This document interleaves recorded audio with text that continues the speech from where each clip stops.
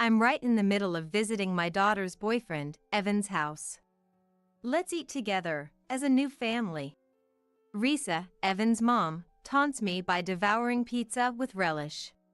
Yet, for some reason, I'm the only one with familiar instant noodles in front of me. My daughter, Wendy, sits opposite me, silent and head bowed. Risa leans in to look at her face. "Oh, Wendy, what's wrong?"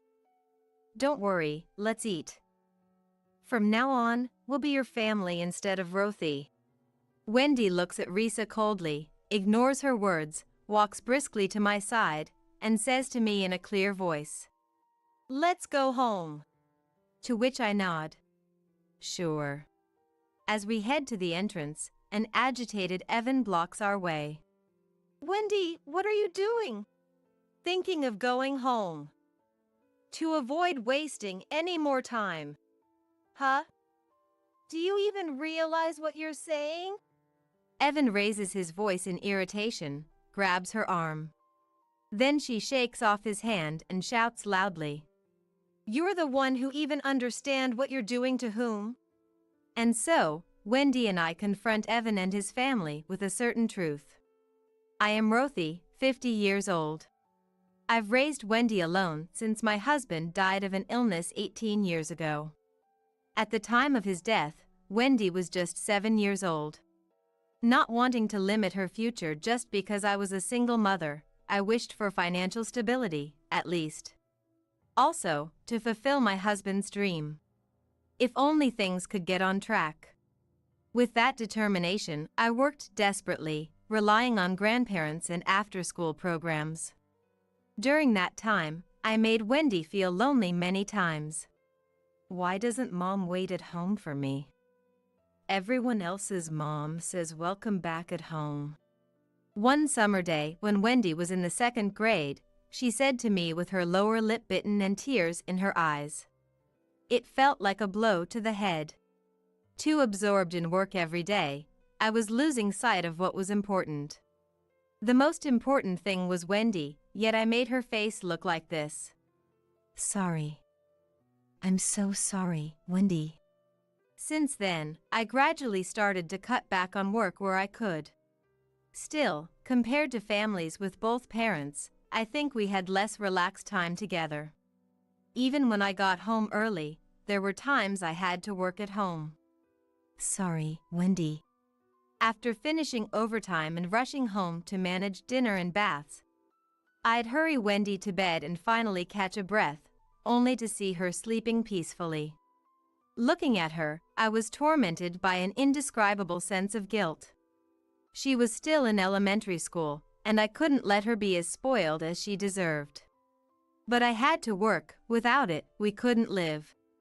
If I fell ill, our household would be over. Every day was a struggle. But thanks to those efforts, by the time she graduated from middle school, my job stabilized, and we began to see financial ease. As a high schooler, Wendy had become quite independent. "Mom, aren't you working too much?" she would say, worried about my health. I felt a sense of reliability in her, who seemed older than her age, but also a bit of loneliness. From there, Wendy continued to grow without needing my worry, making her own way.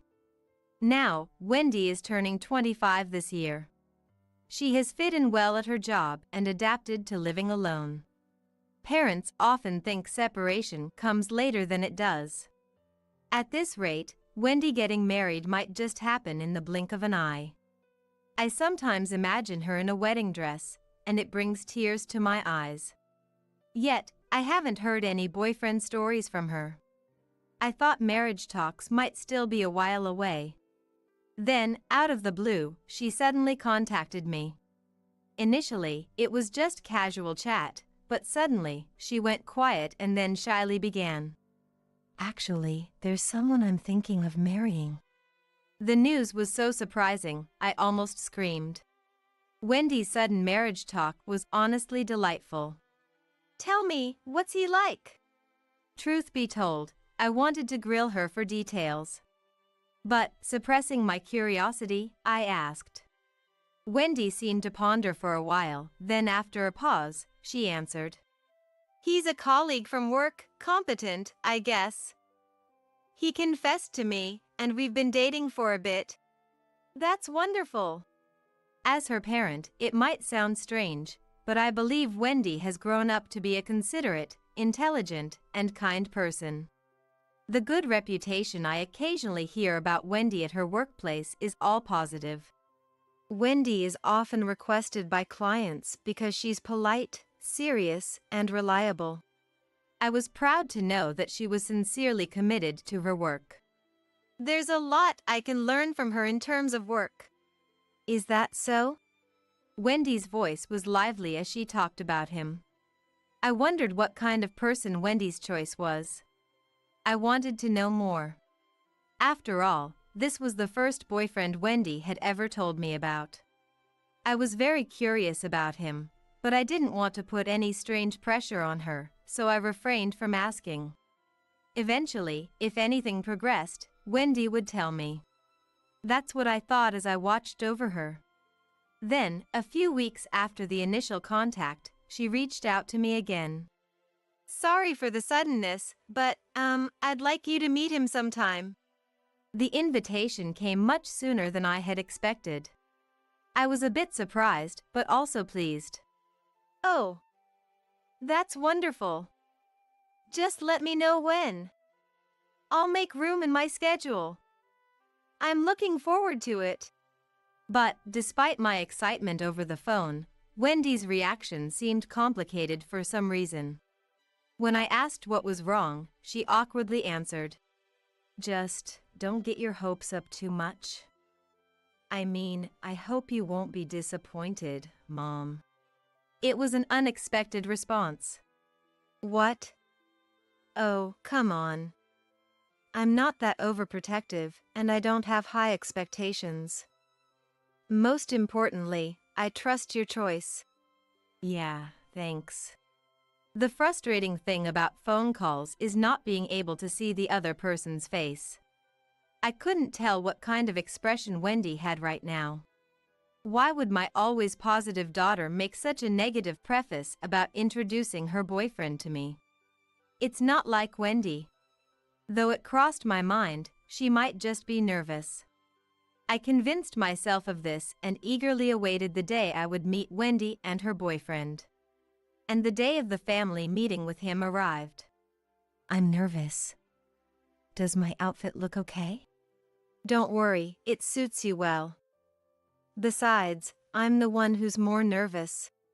We headed to a well-known restaurant in the area, smiling and looking at each other. It's a place often used for business discussions.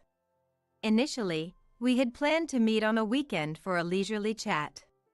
However, he was busy on weekends, so we ended up meeting after work. A little after we arrived, Wendy's boyfriend showed up. Nice to meet you, I'm Evan. Nice to meet you, I'm Wendy's mom.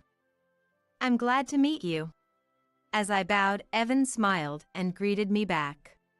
With his tall figure and a suit that fit perfectly, he was a modern-looking man. His friendly demeanor was exactly that of a likable young salesman. Despite what Wendy had said earlier, I was taken aback by how pleasant he seemed. Such a nice person. What was she worried about? We've only been dating for a short time, but I'm considering marrying Wendy in the future. I'm really glad to meet you, Rothy, today. I'm glad you reached out to us too. It's reassuring to hear that he's not just playing around, but considering marriage. Serious, reliable, and interesting to talk to. Despite being such a nice guy, what was she worried about? He seemed like a very nice young man. With that thought, I was enjoying our conversation. However, as the alcohol flowed and the conversation got livelier, things started to turn odd. Evan's face turned red, and he was clearly in high spirits. You know, when I first heard she was a single mother, I honestly felt a bit reluctant. But I'm glad you're a good person. Eh? Oh, right. I almost dropped my glass. Even though alcohol was involved, it's not something you'd expect to be said at a first meeting. I think my face must have stiffened at that moment. "Hey, Evan."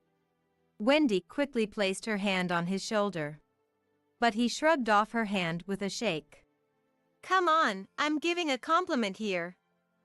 "Wendy, you're always so particular about these things." It wasn't she being particular. I thought to myself. She sighed and held her head in her hands. "Evan often makes careless remarks." "I'm sorry, Mom." "Oh, it's okay." Saying I wasn't bothered would be a lie. I've faced prejudice against single mothers many times before, but it never gets easier. It always pierces deeply into my heart. In the slightly tense atmosphere, only Evan seemed to enjoy his drink. It was the moment I first felt a sense of discomfort towards him. At first, I thought he was an impeccable young man. But as the alcohol settled, his mouth began to reveal various things. There were moments when I almost wanted to tilt my head in confusion. "Wendy, she's too good at her job. She's well regarded at work, but as a boyfriend, it feels like I'm being overshadowed," as he said, leaning on the table. It seemed he didn't notice my confusion at all. Perhaps he didn't care.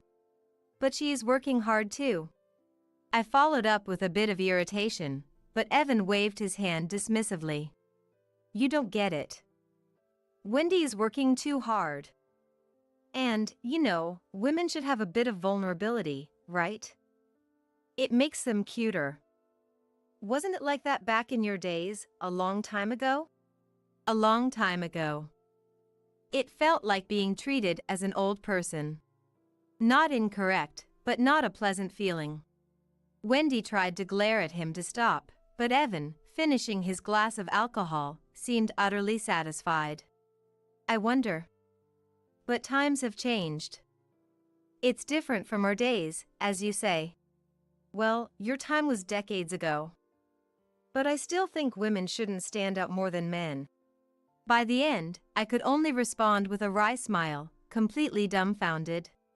After returning home, Wendy called to apologize. "I'm really sorry, Mom." "It's okay. I was happy to meet him." This was the truth. I was honestly happy to meet her partner. But I couldn't wholeheartedly support them. Thinking of that person spending his life with Wendy, I couldn't feel blessed. Sensing my heart, Wendy added an excuse for him. "Evan has been having a tough time at work lately. He's usually much calmer." "I see, he's tired. It can't be helped." "I'm sorry." If alcohol reveals one's true nature, what should I do? They said they were considering marriage. But is he really the right partner for her? Anxiety spread through my heart, but I couldn't say this to Wendy herself. It lacked delicacy, but there wasn't enough to criticize. "I guess all we can do is watch a little longer," I murmured to myself, sighing. I thought to observe for a while longer. But a few weeks after that family meeting, Wendy brought surprising news. "Actually, Evan proposed to me yesterday. He wants you to come with me to his family's place next time." "Are you saying you're going to marry him?" I almost blurted out my concern for Evan, but chose my words carefully. You're saying you want to marry him?" If Wendy herself wishes it, it can't be helped. But as a parent, could I send off my daughter with these doubts?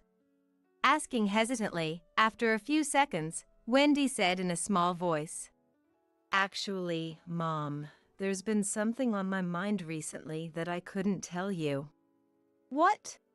Hearing a certain fact from her, I decided to act immediately. For my precious daughter. There's no time for hesitation. And a few days later, we visited Evan's family home. "I'm glad you could come." Evan came to pick us up on foot from the nearest station to his family's home. Wendy, Evan, and I walked to his home. Our parents are so eager about the marriage, waiting for it to happen soon. My mom, even before meeting Wendy, thought of her like a real daughter. Wendy mentioned that marriage was still on hold, but Evan and his parents seemed all in. I'm looking forward to meeting them. Imagining the upcoming events, I smiled vacantly. After about a 10-minute walk, we arrived at his family home. As he said, his parents greeted us with smiles. Oh, she's quite small and thin, but such a cute young lady. You must be Wendy.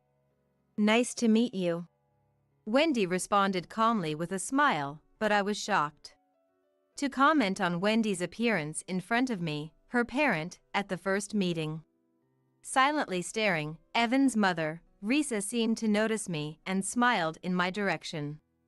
So, you're Wendy's mother, right? Yes. As Wendy and I awkwardly interacted, Evan's father, Mike, interjected. Well, if you eat lots of delicious food here, you'll get a more robust physique. Anyway, come on Wendy, let's go inside. Hurry. Yes. Excuse us. Mike works at the same company as Wendy and Evan, but in a different department, so it seems today is the first time they've met face to face. To comment on someone's appearance at the first meeting, especially as a couple, what kind of people are they? I was taken aback, and Evan said to me, "What's wrong?" Come on, Rothy, don't be shy. Our house is quite nice for this area, but you don't have to hold back. Did he think I was overwhelmed? No, I was just surprised by his odd parents. I never imagined being commented on my daughter's appearance at a first meeting. Right, let's go in. Holding back my bubbling feelings, I stepped into the room. True to their boasting, the house was spacious and beautiful. This is quite different from your childhood home, so it might take some time to get comfortable, but you'll be fine. You'll get used to it. Risa glanced at me and then hugged her shoulder. Are they implying we live in a shabby house because we're a mother-daughter household? Maintaining such a large house is tough, but Wendy, you'll manage, right? You've always done household chores, haven't you? That's normal for a single-mother family, right? Poor thing. I wanted to retort, but I held back. Wendy started to say something, but before she could, Risa pushed her back towards the living room, speeding up their pace. You must be hungry, right? Sit down. The living room table was laden with pizzas. We ordered from a famous local shop because Wendy was coming. It's a special day, after all. Indeed, the pizzas looked expensive. Guided to our seats, Wendy and I noticed something amiss. What's this? Pointing at what was placed before me, Evan's family all laughed the same way. In the world, there are all sorts of people, you know? You've heard it, right? Living in different worlds. Today, we thought Wendy and you should experience that. Risa exclaimed joyfully. Next to her, Mike and Evan, sitting by Wendy, watched the scene with amusement. Their intentions were too clear, and I couldn't help but laugh. I see. So, famous pizzas in front of everyone, and instant noodles in front of me. At my words, Evan clapped. Exactly. You're quick to catch on.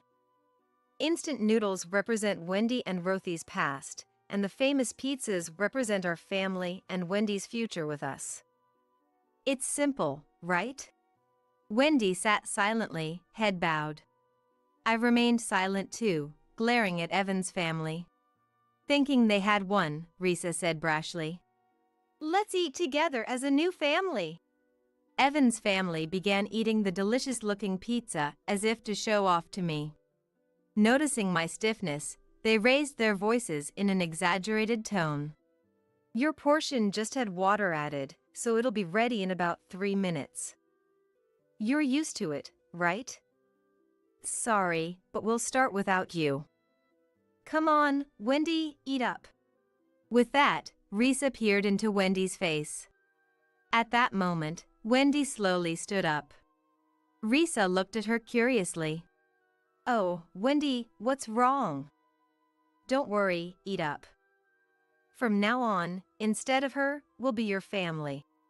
Wendy looked at Risa coldly, ignoring her words, and briskly walked to my side, saying to me in a clear voice, "Let's go home." I nodded in agreement. "Sure." As we headed for the entrance, an agitated Evan blocked our path. "Wendy, what are you doing?" "Thinking of going home. To avoid wasting any more time." "What? Do you even realize what you're saying?" Evan, visibly irritated, raised his voice and grabbed her arm. She shook off his hand and shouted loudly, "You're the one who don't understand what you're doing." Evan looked momentarily surprised, then scoffed. "Are you going to complain again about being disrespected? Can't help it, can you? This is like a ritual for your sake." "What?" When Wendy glared at him, Evan shrugged his shoulders resignedly. "You always brag about your mom, but after all, she's just a poor single mother, right? Moreover, a widow who hasn't been able to remarry even after decades. We're inviting you from that pitiful world to our wealthy one, and you're still unsatisfied?" A widow who hasn't been able to remarry. Some people might see it that way. Indeed, being a single mother, I've often been shunned and looked down upon. But actually, there have been people who have shown interest in me. However, since my husband passed away, Wendy has always been my top priority. There are many benefits to remarriage, but also not a few disadvantages. After much thought, I had decided not to remarry until she did.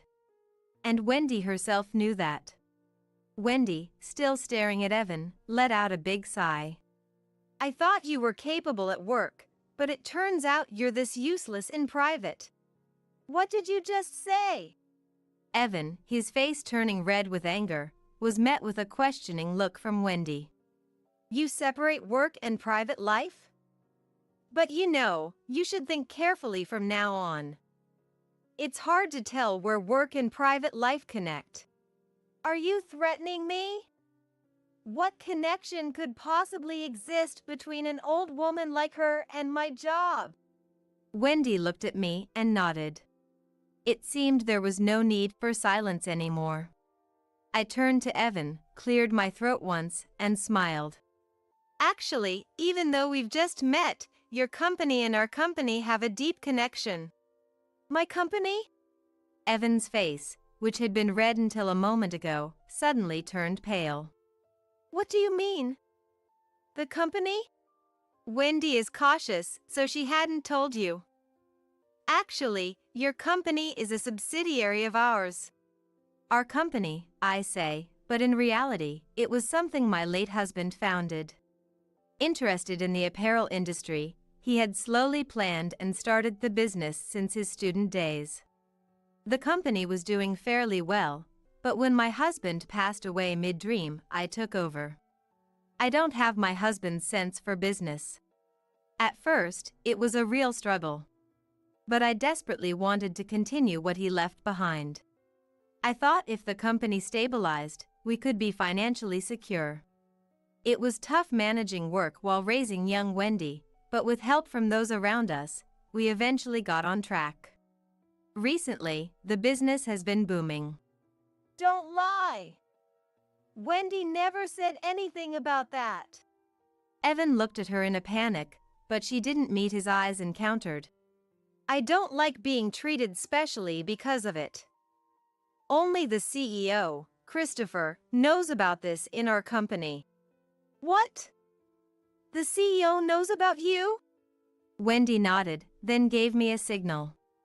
"By the way, Christopher has been a fan of Mom for a long time. I was the reason he never made a move." "Hey! Don't say unnecessary things." Actually, Christopher had confessed to me several times after my husband passed away. I can't consider it until Wendy is grown up. I had declined, thinking it would make personal life awkward, but we've maintained a good relationship as friends since he acts normally around me. Evan's mouth flapped open and shut, his eyes darting around. Your mom, the parent company's CEO. And CEO is a fan of you, Rothy? Yes. Now that you and Wendy won't be getting married, can you stop calling me Rothy? Evan was completely confused. But there was more to be addressed. I almost left due to their treatment, but I had something else to ask him. I had come today specifically for this reason. Evan, you seem to have a good reputation at work, but apparently, you've been doing whatever you want with it. Ah.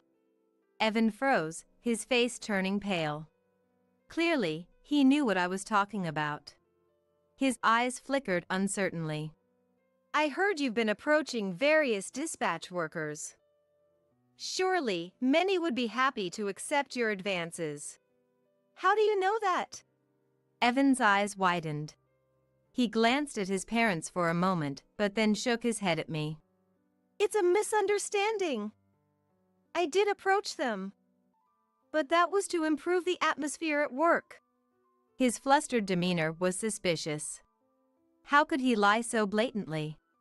If he was inviting people like this, it's no wonder anyone would be suspicious of this man. But I was almost deceived by him at our first meeting. If dispatch workers fell for his masked state, it's understandable.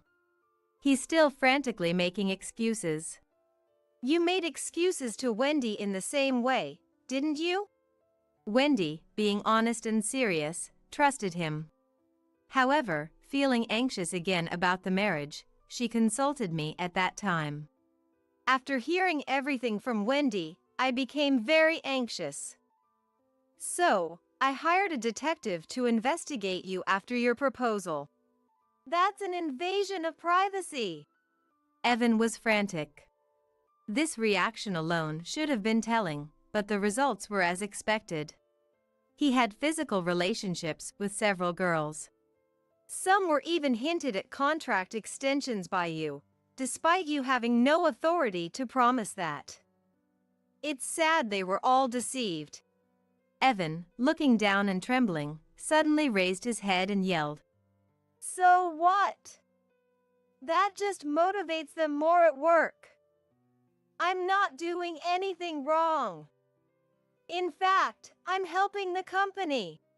To think he would deny and justify himself, I was appalled. How many dispatch workers has this man manipulated? Dispatch workers are, in a way, employees entrusted to the company by their agencies. You seem to look down on them, but they are not people who deserve such treatment. What? That's just a pretty speech. Dispatch workers are just a bunch of people who couldn't become full-time employees, right? In other words, a collection of lower-quality people. We, the full-time employees, are obviously superior. This person is beyond redemption. Even Evan's parents, who were nodding in agreement behind him, were incomprehensible to me. Perhaps he received such education from a young age. Living in different worlds and looking down on others to bask in their sense of superiority. It would be a waste of time to say anything to such people. It seems it will take time for you to understand. But maybe you'll grasp it quickly if you find yourself in their position? What? Well, according to your standards, you'll be below dispatch workers, right? As you said, the lowest tier?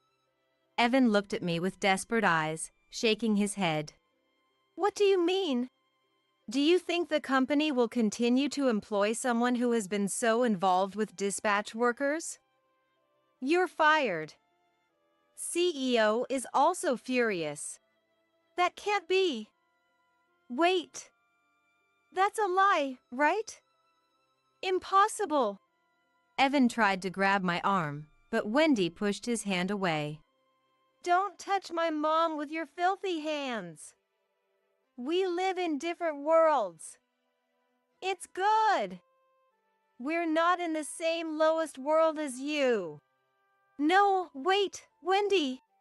Evan, tearful and begging, received no glance from her. I thought you were a wonderful person at first. I was deceived by that, but now I feel nothing. Let's go, Mom. As Wendy pulled my hand, Evan's parents stepped in to stop us. Wait, Wendy. He will change from now on. That's right. He might have done something stupid, but he's a promising guy for the future. It's a waste to give up on him now! ! He'll regret it later! ! The parents were in a panic. No wonder. Evan and his father were the main income earners for the family. With Evan being fired, the income for Evan's family would drastically decrease. The days of boasting about famous pizzas would be over. Mike, in particular, had another worry. I stood in front of the parents and told Mike, "Did you think it wouldn't come out? What are you talking about? ! Evan's not the only one doing foolish things, right? A foolish family, indeed." Mike was sweating on his forehead. "Please, don't let the CEO know about me. It's all already known. Good luck job hunting as a family. But, in this industry, rumors spread quickly, so re-employment might be difficult." Is there a gene for bowing? Evan and his father knelt down together, resembling each other even in their posture. As I left the room and looked back, their figures were strikingly similar from a distance. Later, Evan and his father were both fired together. Not just because of the issue with dispatch workers, but various small deceits had also come to light. Despite being well paid, both became unemployed at once, plunging their standard of living to rock bottom. They had to sell their house and now live in an old apartment, the three of them together. It'll be a long while before they can afford pizza again. Incidentally, both members of the Evan family were regarded as capable workers on the surface, so their dismissal caused quite a stir within the company. For me, the future of Evan and his family holds no interest. My primary concern was whether Wendy was taking the shock too hard. That was the only thing on my mind. However, it seems that worry was unnecessary. I need to gain more experience. It was my lack of experience that got me deceived by someone like that. Saying so, she has been actively going out for meals with colleagues and friends introduced by others, seemingly to meet new people. For my daughter, her positive and reliable outlook is admirable. This is the Wendy I know. As for me, following this incident, "It's time for you to let go," she told me. It might sound odd coming from me, especially after what just happened, but if there's someone you want to marry, I truly want you to do so. I'm already 25, so there's no need for any hesitation or worry on my part. Somehow, Wendy seems to have taken to heart Evan's derogatory comments about me being a widow who couldn't remarry. While I don't necessarily have a desire to marry, the thought of spending the rest of my life with someone does appeal to me. Pushed by her support, the next time he invites me out for a meal, maybe I won't make up an excuse and will accept instead. After decades of knowing him, perhaps with him, I could spend a happy and peaceful life in my later years. That's what I've come to think. You're in your mid-30s and you're still single? That's pretty sad. My husband is both handsome and a genius. Madison declares this with a sneer in the middle of the park, looking down on me with a smirk that seems to scream she's on the winning side. The crowd around us starts to murmur. Everyone looks at me with pity in their eyes. That must have been exactly what Madison wanted when she raised her voice. I've been subjected to Madison's cruelty before. I've managed to ignore it until now, but I can't take it anymore. I want to make her experience hell. The same, no, even worse hell than what I've been through. My name is Stella. A 36-year-old working mother. I'm a nurse, and despite the challenges, I find fulfillment in a job that allows me to help others. Welcome home, Stella. I'm back. You're home early today. The meeting I had planned got rescheduled to tomorrow, so I ended up having some free time. Waiting for you at home like this is quite nice. My husband, Stephen, is a calm and kind-hearted man. Like me, he's busy with work, but he always makes time for the family, and even after 13 years of marriage, I can feel his deep love for me. Mom, you're home. That's my son, Mark.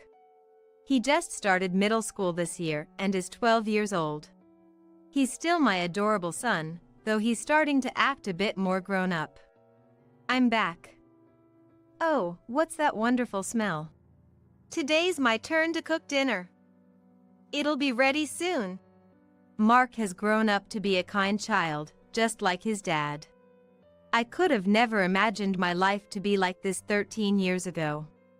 I'm always grateful to Stephen and Mark. One day, I found myself alone in a jewelry shop in Chinatown. I was there to get our wedding rings cleaned since they'd started to tarnish. I decided to go for the full restoration service, and they told me it would take about 2 to 3 weeks for the rings to be ready. After leaving my ring with them, I headed to the apparel shop next door. Stephen, knowing I don't often splurge on myself, had given me some money and said, "Buy yourself some clothes you like." While I was happily choosing clothes, someone called out to me. "Hey, aren't you Stella?" "Huh?" I turned around to see a short woman standing there. Her large, cat-like eyes and plump lips. Anyone would have called her cute at first glance, and her exaggerated head tilt was designed to charm. But that's all in the past now. As she's entered her late 30s, those gestures just seemed embarrassing. "It's been a while. Remember me? As if you could forget, right? After all that happened. But, seriously, Stella, still single? I noticed you're not wearing a ring." The woman basking in her own chatter is Madison. My friend, or rather, my former friend. Madison and I met in high school. I was a member of the volunteer club. It was a club that visited preschools to read picture books and relearned sign language to communicate with the hearing impaired. I've always found joy and purpose in making people smile and doing something beneficial for others. And Madison was also a member of this club. Why did you join the volunteer club, Madison? Just because. It seemed fun. Like sign language and Braille. Madison, with her cute looks and a charm akin to a small animal, was popular among the boys. Wow, Stella, you've already learned that much sign language. You're really talented. Really? Thank you. Madison often complimented me, which meant a lot since I didn't have much confidence in myself. She also gave me advice on love. Hey, I'm going to start dating Brian. It's all thanks to you, Madison. Really? Congratulations. Perhaps because of her popularity and continuous advice, I got a boyfriend for the first time in my life. His name was Brian. A senior in the top high school in the county, aiming for medical school, a true elite. Brian and I met at a cram school. We happened to be going the same way home, and after talking a few times, there was a mutual attraction, though he hadn't made a move. After consulting with Madison, she said, "You should be the one to go for it." So, I asked him out and we finally became a couple. Madison, thank you so much. No problem, we're best friends, right? We'll always be together. Our friendship came to an end when Madison stole my fiancé. After graduating high school, I went to nursing school and worked as a nurse at a hospital. Brian, having passed his medical licensing exams, proposed to me, and we got engaged. I was on top of the world. Then, I received a phone call. It was from Madison. After high school, Madison went to a distant university, got a job, and didn't return to our hometown. We only met once or twice a year. Madison mentioned she would be coming back home soon, and I thought it would be a good opportunity to introduce her to Brian, so the three of us planned to meet. On the day the three of us met, Madison's face lit up the moment she saw Brian. "Brian, you're so handsome. And such great taste in clothes, and plus you're a doctor too? Totally my dream guy." "Yes, but I still have a lot to learn. Smart and high-earning." "Guess you're not short on cash, Stella. Share some with me, will you?" "What do you mean share?" I found myself grateful for Madison's presence in my life, the only one with whom I could exchange such jokes. A month had passed by. Late at night, I got a call from Madison. "Sorry, Stella." "For what?" Madison chuckled as if she was holding back a big secret. "I only meant to take a little bit from you." But he was surprisingly easy to win over. So, I ended up taking everything, not just a little. It seems that during our meeting, Madison had secretly exchanged contact details with Brian. They met behind my back several times and eventually became romantically involved. Why? Why would you do that? We were. It's all a lie, obviously. What? You know, it was all calculated. I joined the volunteer club because I thought it would be full of nice, naive people, and yes, I hit the jackpot. There were so many people I could use. People who are too kind, can't judge others well, and share everything once they trust someone. Like you, Stella. Thanks to that, I knew everything about Brian, his likes, dislikes, personality, and even his taste in women. From there, it was an easy win for me. I'm way cuter than you, after all. You're lying, right? Madison? I never expected you to bring along such an impressive guy. Thanks, Stella. The call ended. Later, Brian officially called off our engagement, and the next year, he married Madison. Madison had a baby. That much was detailed in a letter she sent, making sure I knew. I moved far away, rented a house, and changed jobs to avoid any interaction with them. I hadn't met either of them since then. Brian's made quite the name for himself. He's working at a big hospital now, and we've moved. All thanks to you, Stella. Realizing that was her way of saying thanks for giving me Brian, I bit my lip. I don't dwell on the past. I put the clothes back and left the store. After returning home, I acted as if nothing had happened in front of my family and went to my bedroom, claiming I was tired. I never thought I'd run into Madison again. I was considering taking a nap until dinner to forget everything when my phone's notification sound went off. A friend request? It was from a social media account I had registered long ago and hadn't been using. Opening the app, I was surprised. A friend request from Madison. Why? Feeling there must be some intention behind it, I checked her profile and found a post from 10 minutes ago. Met Stella today. Really nostalgic. She's as plain as ever. But still my dear friend. Here's a photo of Stella picking out clothes. The photo showed me choosing clothes alone. She must have taken it before approaching me. The post had many comments. Wow, Stella really has no taste. Hasn't changed a bit since high school. So funny. Madison's so kind to help her choose. Unable to bear it any longer, I closed my phone. She must have sent the friend request just to show me this. mocking me, exposing me in a public space. This was too cruel. How much more did she need to belittle me to be satisfied? A firm resolve for revenge began to stir within me.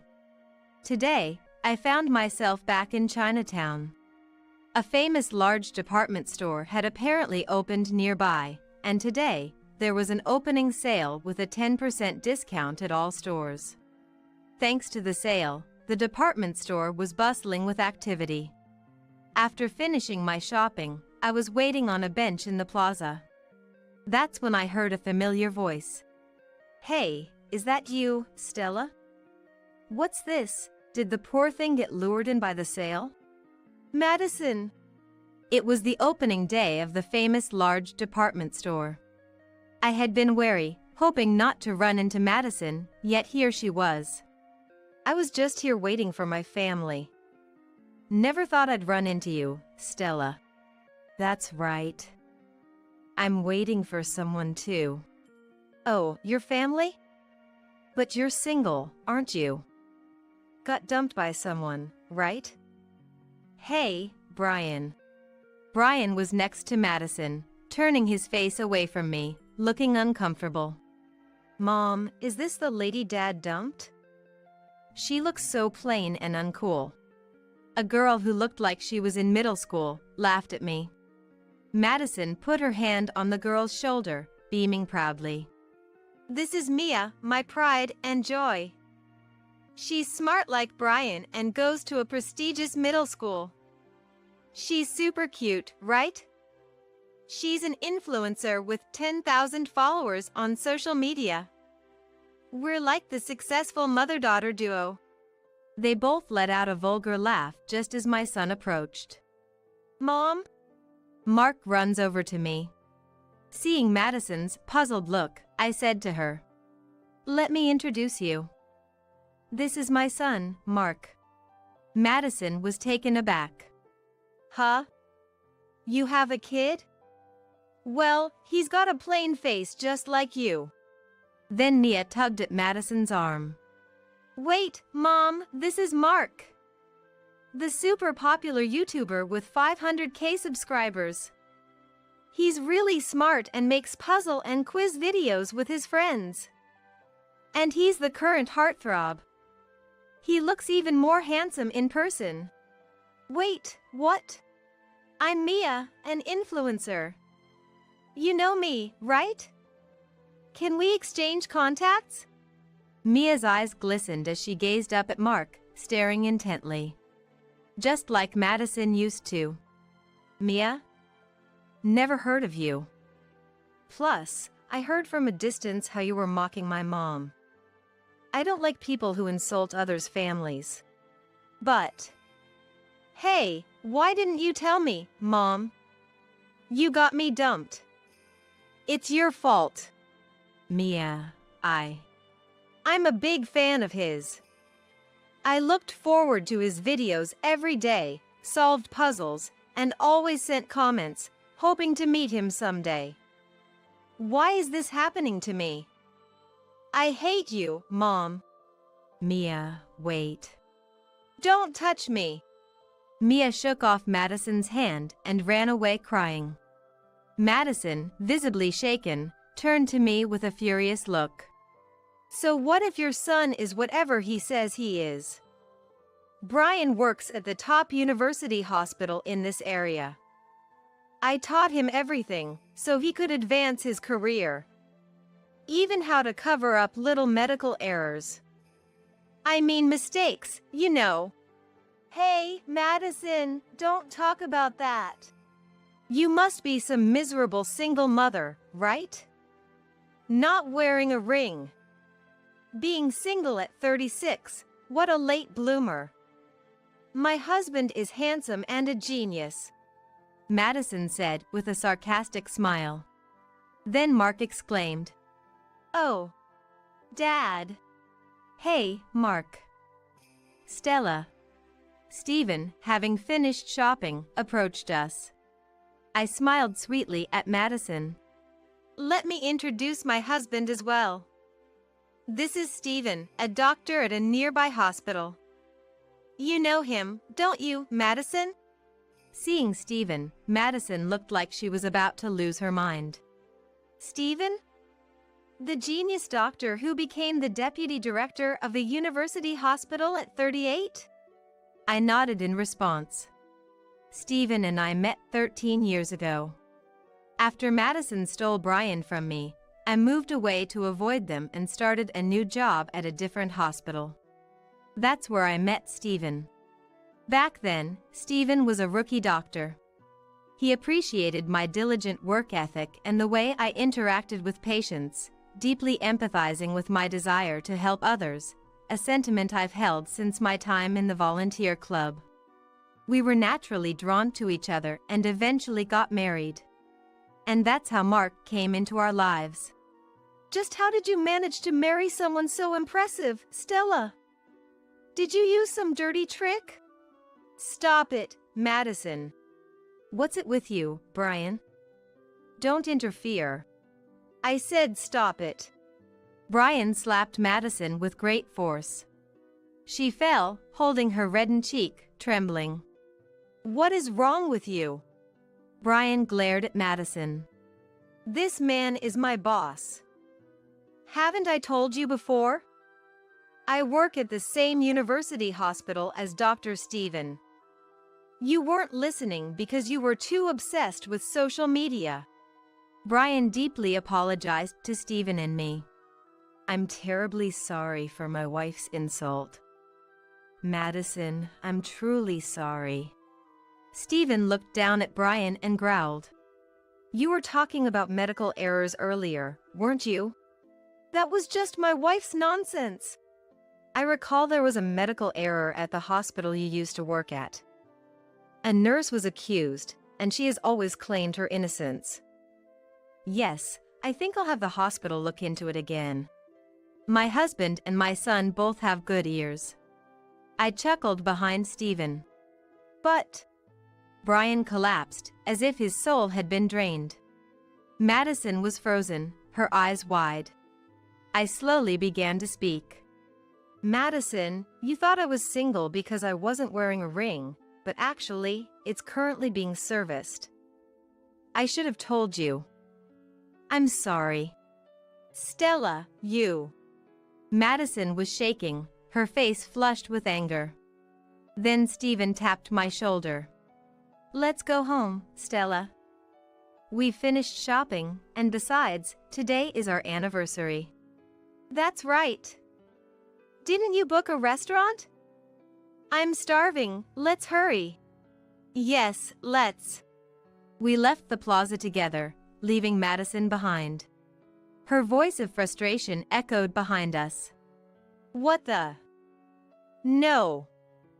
I won't accept this. I left the department store elegantly, hand in hand with my husband and son, with her voice as our background music. The dinner at the restaurant was wonderful. Celebrating our anniversary with my family, I couldn't help but feel incredibly fortunate. Yet, a bit of unease lingered. I checked my social media. Yes, it's about Madison. She might well concoct a story from today's events to mock me. I checked Madison's page. Today was the best day. Was shopping at the department store and met that genius middle schooler, Mark. My daughter even got his autograph. I'm so lucky. Snapped a photo of Mark. There was a photo of Mark from behind. Likely, she took it as we were leaving the department store. I was dumbfounded by Madison's persistence to use whatever she could. I commented on Madison's post. Delete that photo right now. And stop lying about getting an autograph. Then, a new post appeared. Some people are getting jealous. It's terrible to accuse me of lying when I'm not. The comments were filled with support for Madison. It was the usual scenario. There was no other choice. I decided to take a final measure. Later, I received a notification on social media. It was a friend request notification. The name was Madison too. An apology, perhaps? Though I had no expectations, I accepted Madison's friend request. Immediately, a message arrived. "Stella, what have you done? My account got deleted because of you. What are you going to do about it?" What am I going to do? I've told you repeatedly to delete it, and you wouldn't listen. I simply told Mark the truth. I informed Mark about Madison's post. We couldn't let the unauthorized photo and lies go unchecked, especially since it was harmful to Mark. Mark took it seriously and posted a video warning. "Somebody's been posting my photos on social media, which were taken without permission. I didn't sign anything. Despite requests from me and through my parents for deletion, all were ignored. Taking photos without consent is a crime. Please stop doing this." Mark's fans quickly identified Madison's post, and after many reported it, her account was suspended. The friend request now was from Madison's new account. The 2 in the name likely meant it was her second account. She must have registered again with a new email, but her fixation towards social media was astonishing. "How much effort do you think I've put into my posts? Thinking of the text, selecting the photos. Then why not put that effort into your new account? Post the truth and use proper photos, and you won't have your account suspended again. Shut up. Don't tell me what to do. And don't message me again."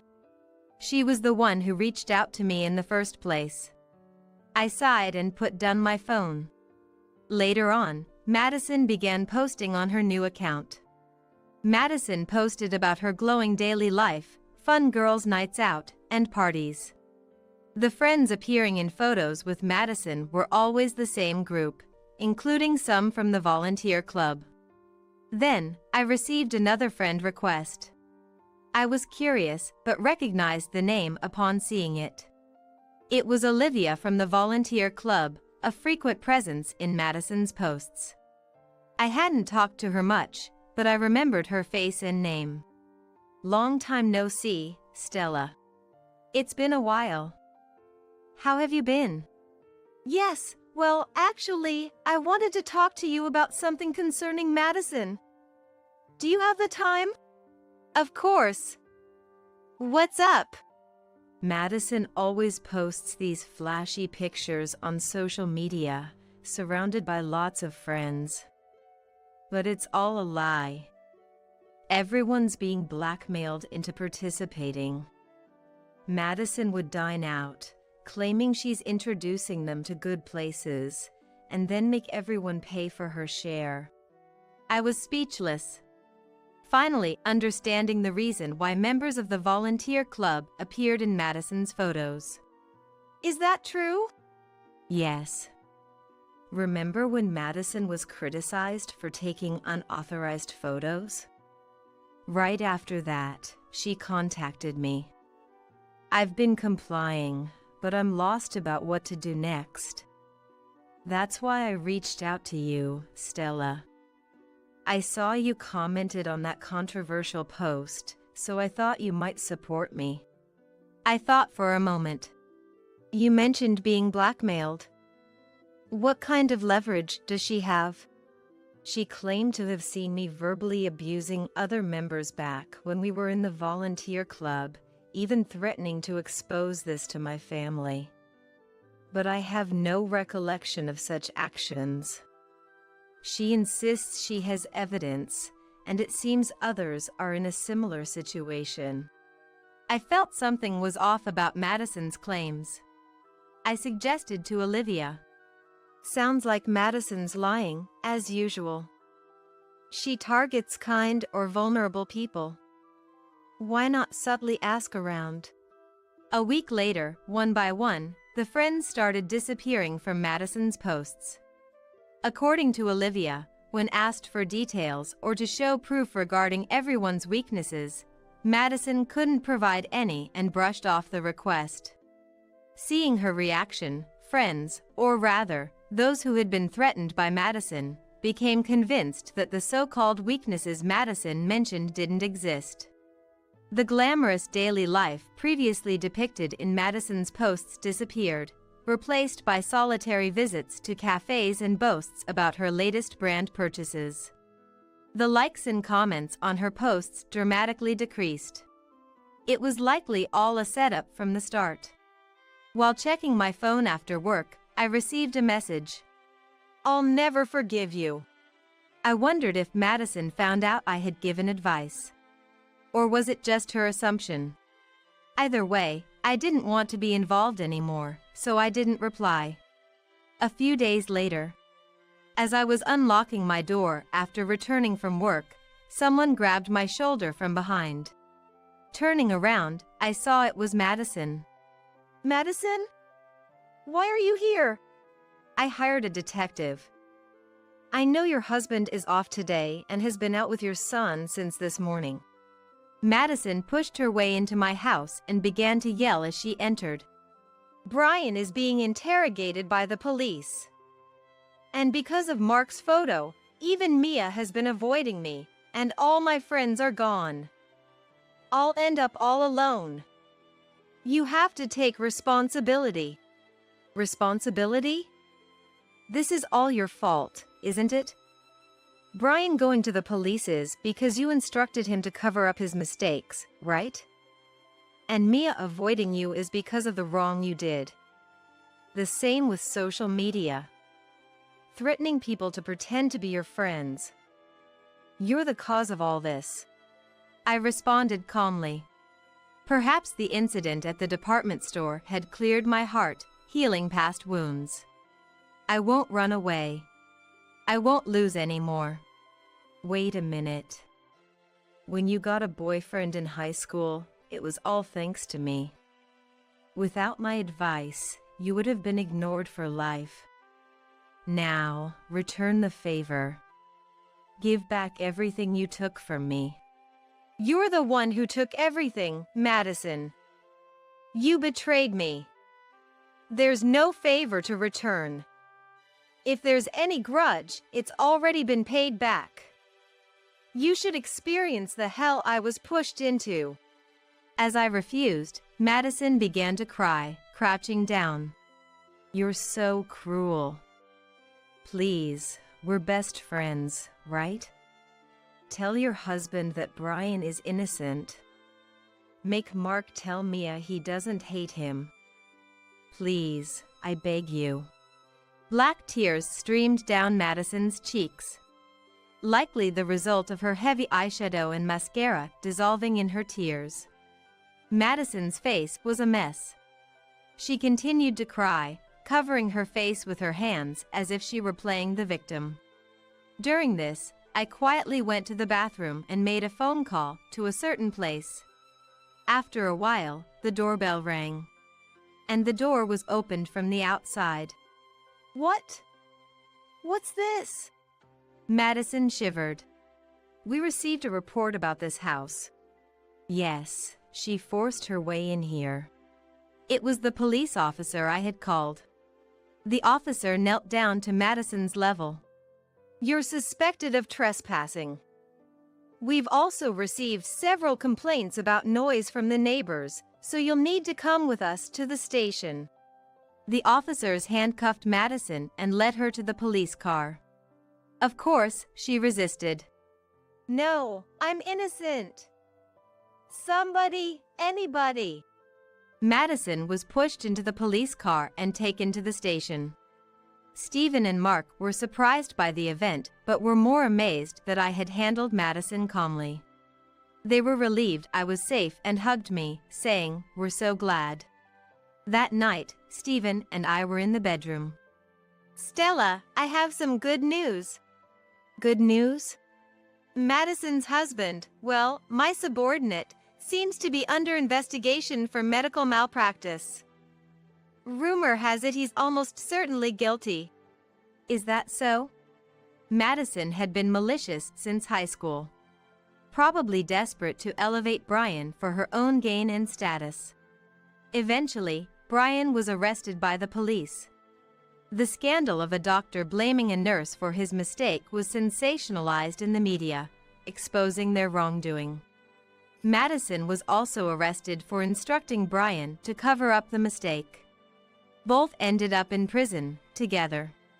The victim of the medical malpractice is preparing to sue, and it seems both Brian and Madison's lives are effectively over. That goes the same for their daughter Mia. Stella, isn't this dress nice? I like it. It looks like it would suit Mom. Really? Let me see. We were at an apparel shop, the three of us. The last time I came here alone, Madison interrupted me, and I ended up going home without buying anything. So, we decided to come back together. I tried on the dress that Stephen and Mark recommended. Isn't it a bit plain? Not at all. It suits you. Exactly, being plain doesn't mean it's bad. If it suits you, then it's all good. I was happy to hear their words. Yes, you both are right. I want to continue spending peaceful days with my family of 3. I'll give you a kid with developmental disabilities. Scarlett, my son's arrogant wife, said to me. A strong hatred for her stirring up inside me. She doesn't love her own children. She only sees them as tools for making money. My anger towards her reached its peak, and I decided to take my grandchild away from her. Then, I'll raise her. I set the condition that she would never be involved with her child again, and arranged for an adoption. 10 years later, Scarlett, triggered by a certain event, came to regret her choices. My name is Grace. I work as a proofreader. A proofreader is someone who checks for errors in manuscripts and layout prints at publishing companies, like for books and magazines. My husband, Henry, is a film director. He's made a name for himself as a capable director, having worked on a wide range of projects from animations to suspense and horror films. We, a creative couple, had one son. He grew up splendidly, found a wonderful wife, and got married. They were blessed with children. But soon after the marriage, our son tragically died in an accident. Losing our only son, Henry and I were engulfed in sorrow. But perhaps it was even harder for Scarlett, our son's wife. At the young age of 33, she became a widow and raised her 2 daughters by herself. Moreover, the girls were twins, and the younger one, Mia, showed signs of developmental disabilities. Her sister is Emma. At the time, Mia's condition was diagnosed as mild, but as she grew, her symptoms became more evident, and now she attends a special education class at the same elementary school as Emma. Raising a child with disabilities is no ordinary task. Especially for Scarlett, who lost her husband so early, her days must be incredibly hard. Of course, my husband and I try to support her in every way we can. She has a job, so during times like evenings when she can't take care of the kids, we take them in. Still, the hardships she's faced since our son's death are unimaginable. I am grateful to her. She truly cared for her children. Until she became obsessed with a certain man. Her personality changed after meeting this man. Grace, I'm taking Emma to her piano class, so I'll drop Mia off at your place. I should be there in about 5 minutes. That was a sudden, unexpected call. Previously, Scarlett used to check my schedule and show consideration, but lately, it's always been abrupt. She might know her piano class schedule in advance, yet she calls out of the blue, wanting to drop off Mia without any prior discussion. It's not just inconvenient for me, but for Henry as well, who has his own work. Scarlett, I think it's admirable how much you care for Emma. But if you're going to ask us to take Mia in suddenly every time, we have our own schedules too. Wait, aren't you off today, Grace? I saw on the calendar that you have every Tuesday off this month. Scarlett knew everything about our work and home schedule, as she often brought the kids over. It felt invasive, like being monitored. There are things we can only do on our days off. Please, don't just leave the kids with us without discussing it first. It's not that we don't want to take them. It's just a bit troublesome without any prior notice. I understand. I'll be more careful from now on. There was a brief pause, and Scarlett's reply sounded listless. Accompanying her perfunctory response was a faint clicking of her tongue.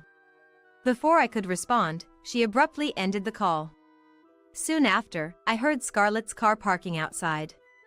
Suppressing my exasperation, I got up from my chair to head to the door. Then, I overheard an unbelievable remark from the entrance. "Mia, just go on to Grandma's by yourself." From the entrance, I heard Scarlett's condescending voice speaking to Mia, leaving me shocked and speechless. Moreover, I only heard the sound of the door opening once. Meaning, Scarlett didn't even get out of the car, she just told Mia something and then drove off again. Surprised by this unbelievable situation, I hurried to the entrance and found Mia left there alone.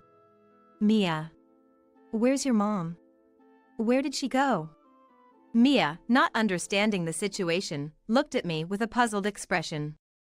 I placed my hands on Mia's shoulders, asking her what happened, but she just kept staring at me, puzzled, not attempting to answer my question.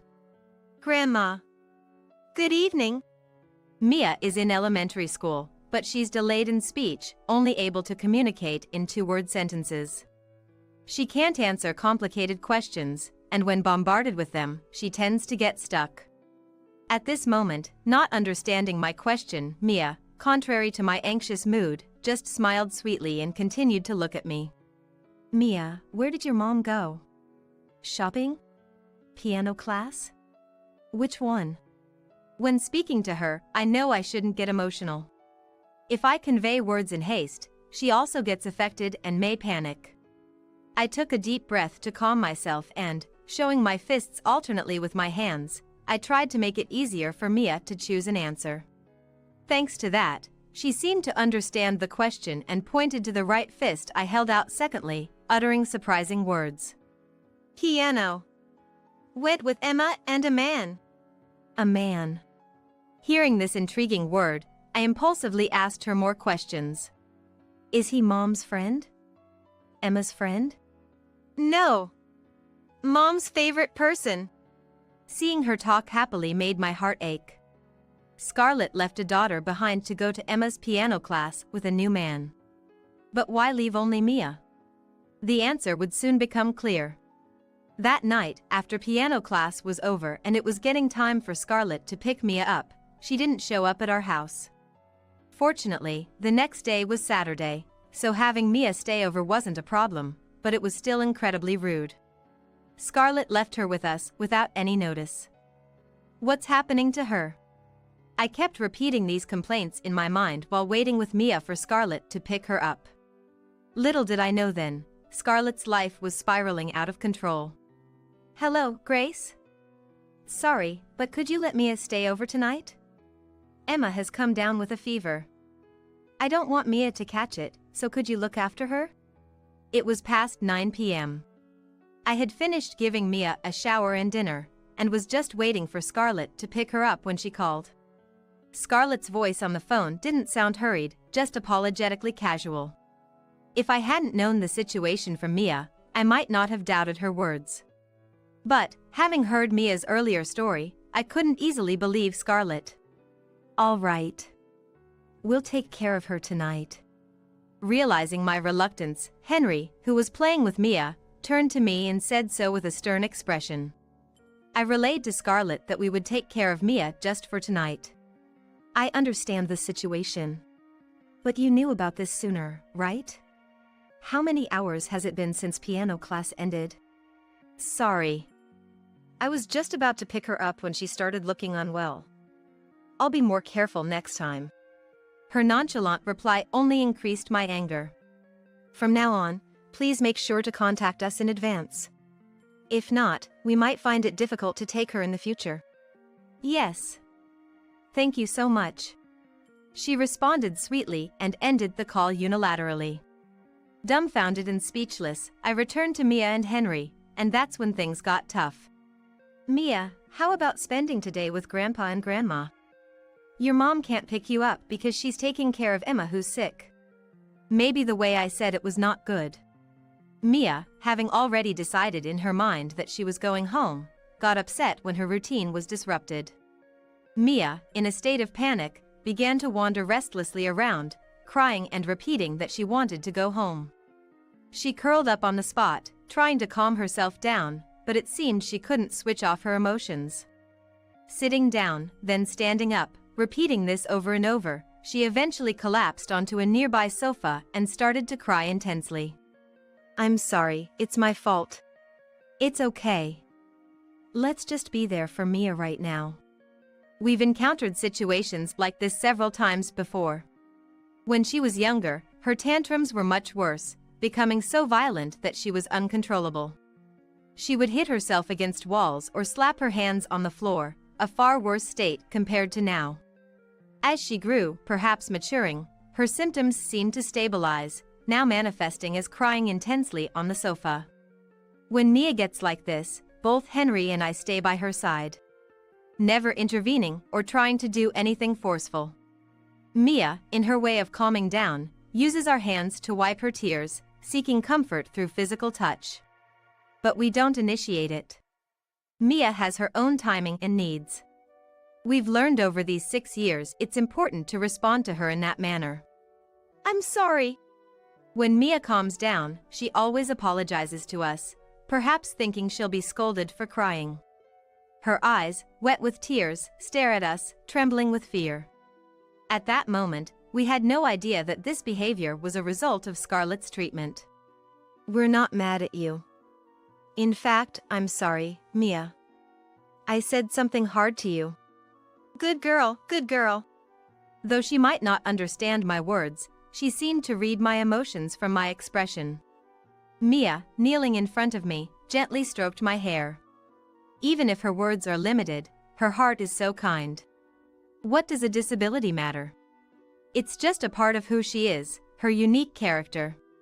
I love this gentle side of her.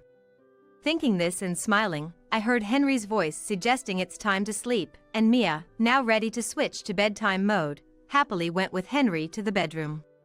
The next morning, a grim-faced Emma and Scarlett in a slovenly outfit arrived. "Thank you for yesterday." Emma's fever seems to have gone after sleeping all night, which really helped. Scarlett said in a manner as if a heart emoji should be at the end of her sentence, without a hint of remorse. Next to her, Emma looked upset for some reason.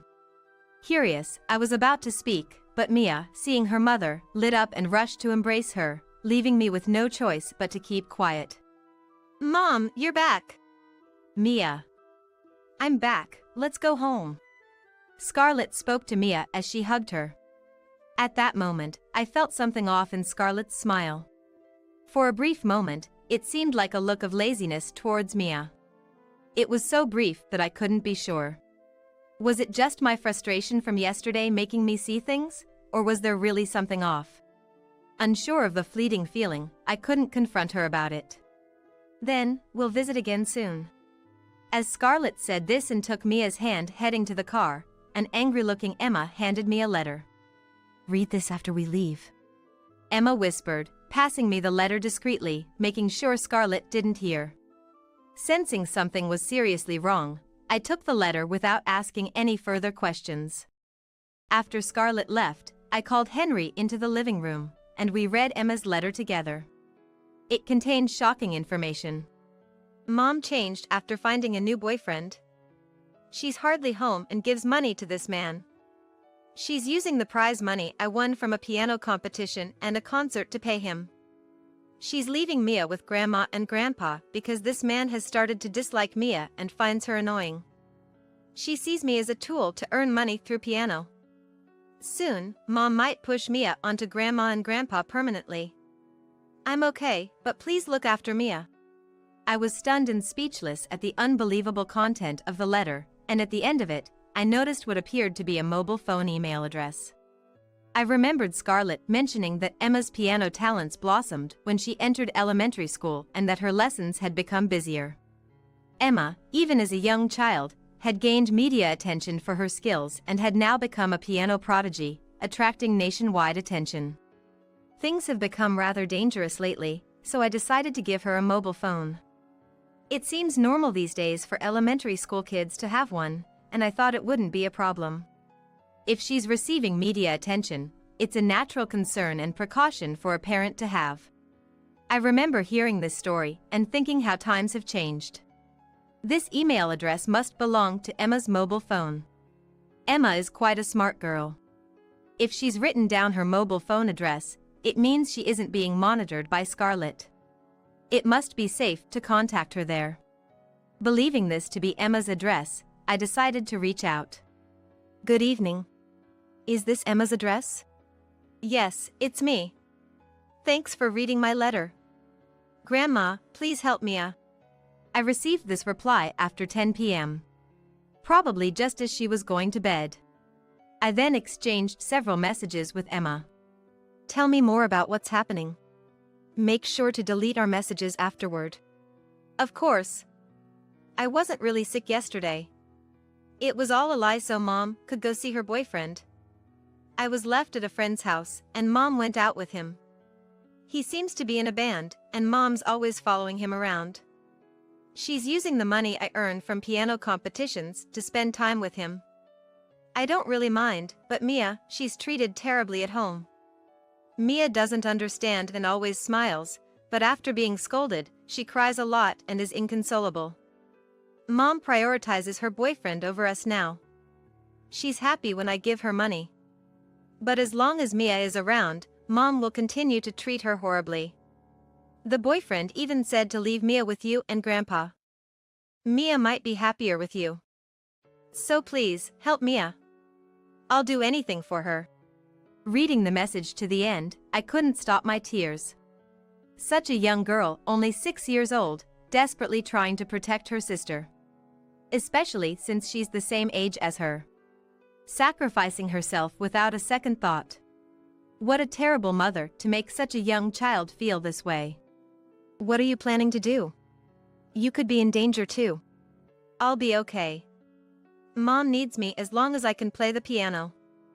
If it gets too much, I'll threaten to quit. I want to become better at piano. If that means using them to my advantage. That man seems well connected in the industry, so I'll use that to my advantage. So don't worry about me. But please, take care of Mia. I can't protect her. Can she really be only 6 years old? Her maturity made me feel her strength. But we never know what might happen. Not to overdo it, to rely on us if things get tough. And to keep in touch without fail. And be careful not to lose contact. I promised her 3 things. I agreed to help Emma. A month later. Scarlett's irresponsible behavior continued, and we were constantly being inconvenienced. But we couldn't let anything happen to Mia. We even started to say that we wanted to take care of Mia ourselves to protect her and keep our promise to Emma. One day, Scarlett came to our house with Mia, asking for a favor. I might be going abroad soon. What? Henry, listening with me, also looked shocked. Emma's piano teacher thinks highly of her talent. She might get to study with a famous teacher in Italy. If she does well there, she'll become a world-famous pianist. That's why I came to ask if you could take care of Mia. It's impossible to take her abroad. I couldn't help but doubt Scarlett's story. Emma hadn't mentioned anything like this. There was no reason for her to keep such a big secret. I stared at Scarlett suspiciously. Can you take Mia upstairs? I need to talk to Scarlett alone. Henry seemed to understand from my expression. He took Mia and left the living room. Tell me the truth. What? Emma going abroad, such a sudden decision isn't plausible, is it? Also, the last time you left Mia with us, a friend of mine saw you walking around town with a man. If you keep hiding the truth unnecessarily, I'll have to take appropriate action. What's the real reason? Tell me the truth. The story about a friend spotting her was a lie. But I thought it necessary to shake her up. Fooled by my words, Scarlett revealed her true colors. If you already knew everything, you should have said so earlier. There was no need for such an act. What? Her sudden change in demeanor took me by surprise. Her tone and attitude were so unbelievable that I couldn't see her as the kind Scarlett I knew. To be clear, Mia is a nuisance. Just saying she has a developmental disability lowers my chances of remarrying significantly. Emma's success does offset that to some extent, but being a mother of a child with disabilities, nobody wants to associate with me. So, for my and Emma's happiness, I want you to take Mia. It's better for Emma to have a father, right? It would be good for my mental health too. Scarlett spoke nonchalantly, without a hint of remorse. I was speechless, unable to comprehend her words. She said something even more surprising. In short, I'm giving Mia to you. Emma is all I need. You are happy about having a grandchild, so it works out perfectly, right? She talked about Mia being a useless burden and a financial strain, laughing. I couldn't recognize her as a human being. Mia still loves her as a mother. Mia, so pure and earnest, loves her mother despite the terrible treatment. Thinking of Mia's feelings made me furious at Scarlett's attitude and words. But I didn't want to argue. For us, Mia is a precious remnant of our son. Rather than being raised by such a worthless parent, we wanted to take care of her and make her happy. Calming myself, I responded to her words. Then, I'll raise her. In return, you'll never see Mia again. I'll tell her that her mother has passed away. For her sake, never call yourself her mother again. Don't ever show up in front of her. Yeah. Do whatever you want. I'm happy to get rid of such a useless child.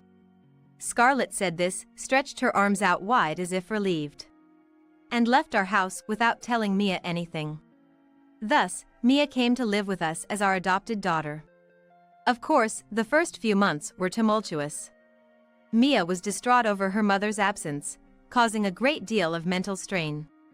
We reached out to doctor acquaintances, invited specialists to our home, and collaborated with therapeutic institutions, focusing on her support. Thanks to that, a few months later, Mia returned to school and was able to live a more settled life.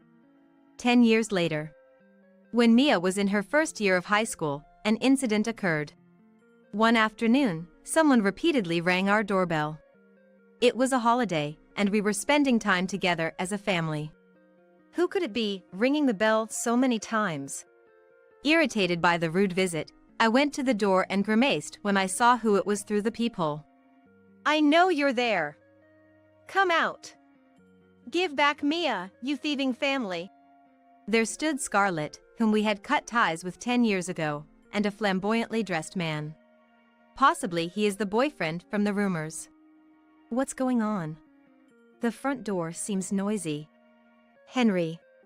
Scarlett found our house and has come to visit suddenly. What? We had moved to change our lives after cutting ties with Scarlett. We bought a place convenient for our jobs, never expecting she would find us. Henry and I exchanged looks, wondering what to do. It's okay, Grandma, Grandpa. Let them in. I want to settle things with that person. Mia was now 16. Her developmental disability had stabilized, and she could communicate normally. Though she still had intense fixations and could get absorbed in things, these traits helped her succeed in a certain venture. You're late. If you're inside, just let us in quickly. Scarlett had changed into a completely different person from the one who used to live with our son.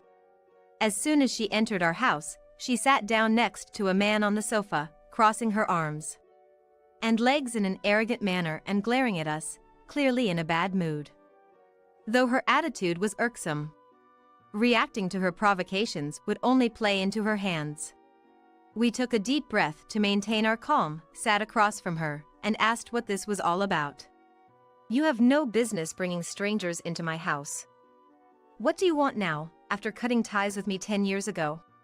Mia was sitting at a nearby workbench, busy with some writing. Fortunately, when she's in this focused mode, she doesn't hear anything around her. Knowing she wouldn't be bothered by our argument, we were told to have our discussion here. Glancing sideways at Mia, Scarlett smirked and arrogantly declared, It's simple. I've come to take Mia back. She's my daughter, so it's my right to have her back, isn't it? What is this woman talking about? Has she forgotten what she said that day, 10 years ago? Lost for words at Scarlett's absurd thinking, a stern-looking Henry addressed her in a low voice. You said you didn't want Mia and discarded her. We told Mia her mother was dead, and that should have been the end of it. That was just a verbal agreement. Besides, Mia knows I'm alive through the letters I sent her, right? If her mother is alive, there's no reason for us to live apart. Scarlett's defiant reply was infuriating. She had bombarded our home with letters once she learned of Mia's talent and even showed up at her school to make her presence known. Do you have any idea how much pain your selfish actions have caused Mia? Scarlett's actions had recklessly stirred up Mia's emotions. Believing her mother was dead, Mia was so disturbed by this revelation that she couldn't even go to school for a while. However, thanks to her friends and a certain child, she gradually recovered and was able to return to her normal life. I'm telling you, I'll take proper care of her from now on. So hand over Mia to me. Enough already. Scarlett, eager to justify herself and demand Mia's return, was interrupted by Mia herself. Mia threw a pen at near Scarlett's face, and she stepped up to Scarlett, shaking her fist in anger. You never cared about me. You dumped me with Grandma and others because I was in the way of your time with that man. And now you claim to be a mother? Don't make me laugh. To me, you're not a mother at all. We could never have imagined she would speak like this when she was little. She used to accept everything her mother did with a smile, never showing anger. But living with us, Mia had changed. She developed a rich emotional life, and thanks to therapy, her teachers, and friends, she learned to express herself. She even learned to distinguish right from wrong. In defiance of her mother, who had abandoned her, Mia honed a particular talent. So, she must not forgive Scarlett, who had chose the man getting along well over her. Scarlett didn't know how much I understood about Mia. She also didn't realize that she was being betrayed by a certain child. You're just greedy for money. I knew you'd show up sooner or later. After all, you know I'm the author of that movie. At those words, Scarlett's face showed a flicker of unease. After we took her in, we had Mia try various things. Scarlett had made Mia play the piano like Emma, but it wasn't for Mia. That was the real reason she considered abandoning Mia. We had heard about this from a certain child and encouraged Mia to explore her interests and take her to places she wanted to visit. As a result, Mia discovered a talent for something special. It was drawing. She had an exceptional artistic sense. Her imagination was beyond our expectations. As Henry and I, both of whom work in animation, recognize her excellent work. I tried showing it to a certain author. We even showed her work to a famous industry figure, who has an award named after him. His high praise led to her drawings being immediately adopted by my company's editorial department. She demonstrates stellar performance in drawing, which was made into an animated TV series and films in a flash. Now, I'm worth more than Emma. You thought you could use me to pay off the money you spent on that man and your ballooning gambling debts, didn't you? Too bad. I know all about your wrongdoings. Who would want to go back to a terrible parent like you now? Get out. My real parents are Grandpa, Grandma, and Dad. Scarlett was shaken by these unexpected words from Mia. Why did she know everything? We hadn't even talked about it, so how did she find out? In the midst of confusion and agitation, the man next to her was showing anger at being yelled at. What are you saying to Mother who gave birth to you? Did I ask to be born? You gave birth to me, abandoned me, and now you come back for your own convenience. I don't want to hear Mother from someone who's only interested in money. Who would go back to a greedy woman like you? Get out now. Just the thought of you makes me sick. Scarlett was speechless from the shock and surprise of being defied. The man next to her stood up in anger, about to grab her. Just as we stood up to stop him, a voice came from the living room entrance. If you do that, I'll show this video to the police and have you thrown in jail right now. Everyone turned to see Emma at the entrance, holding her mobile phone camera. She was supposed to be in Italy. Why is Emma here? Isn't she in Italy? I asked my teacher to reschedule my lessons. I thought you'd try to get in touch with Mia while I was away and bring her back to our house. I'm glad I kept in touch with her beforehand. As I thought, you came to Grandma and Grandpa's place. Emma said this and walked next to Mia, filming the man to protect him. Emma had explained everything to Mia and had always been there to protect her. She continued to use the man next to Scarlett. With his knowledge of the music industry, she might be able to meet the foreign pianist she admired. She wouldn't spare money to fulfill her dream. And she had a plan to leave Scarlett when the time came. This is my investment to fulfill my dream. It's not hard at all. They're so stupid. They don't know I'm secretly having Grandma manage the money. The reward money I give them is just a fraction, so don't worry.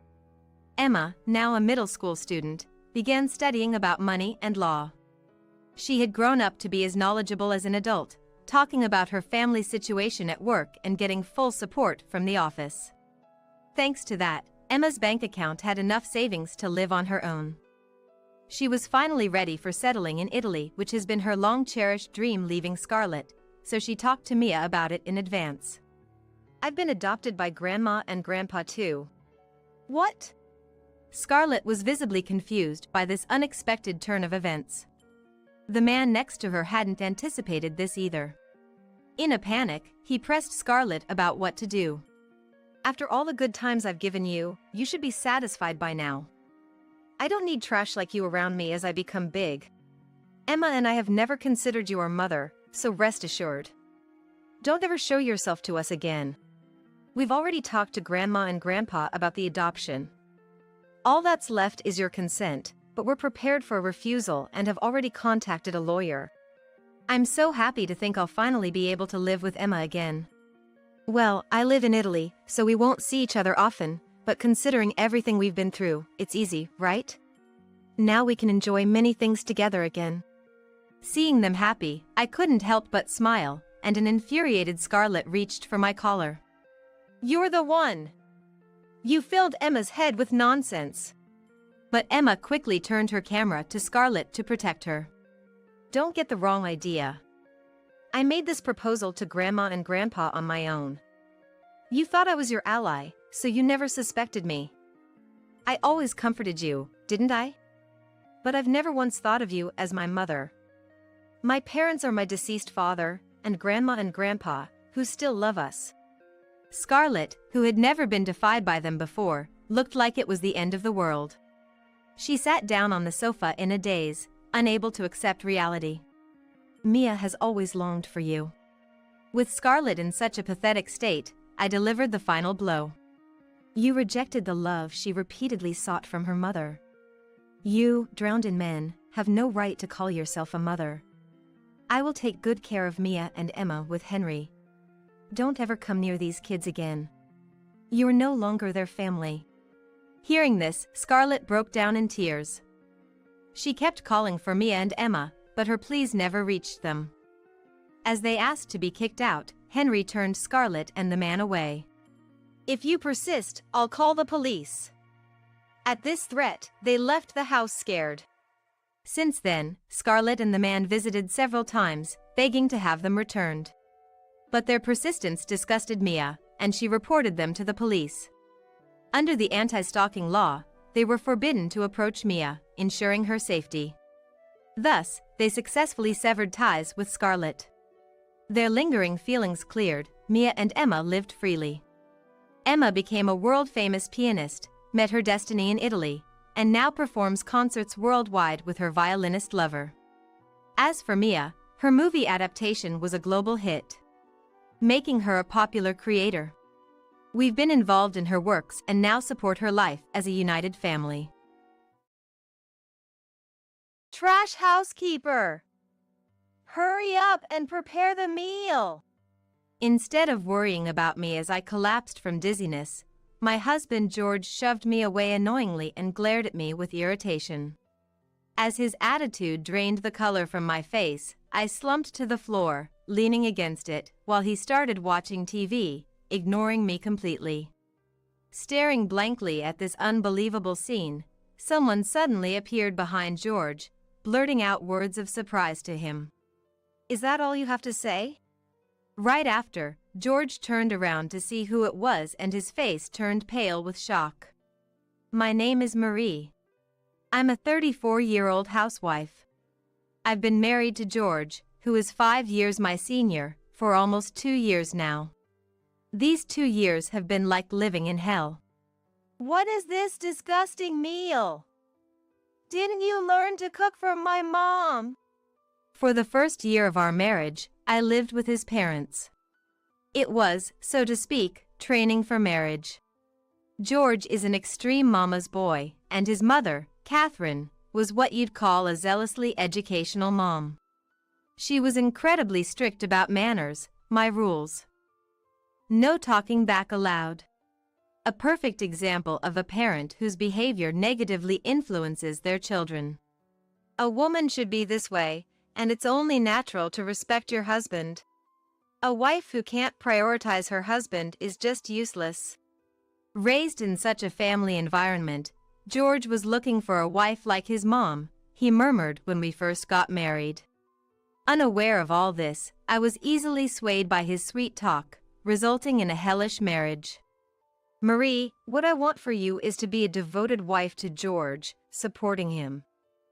For that, I'll need to be tough on you, to raise you strictly. All of this is to ensure you two can live happily as a couple. Please bear with it." As Catherine declared, from the day we started living together, she used me like a servant. Doing chores was a given, and reading the room was a must.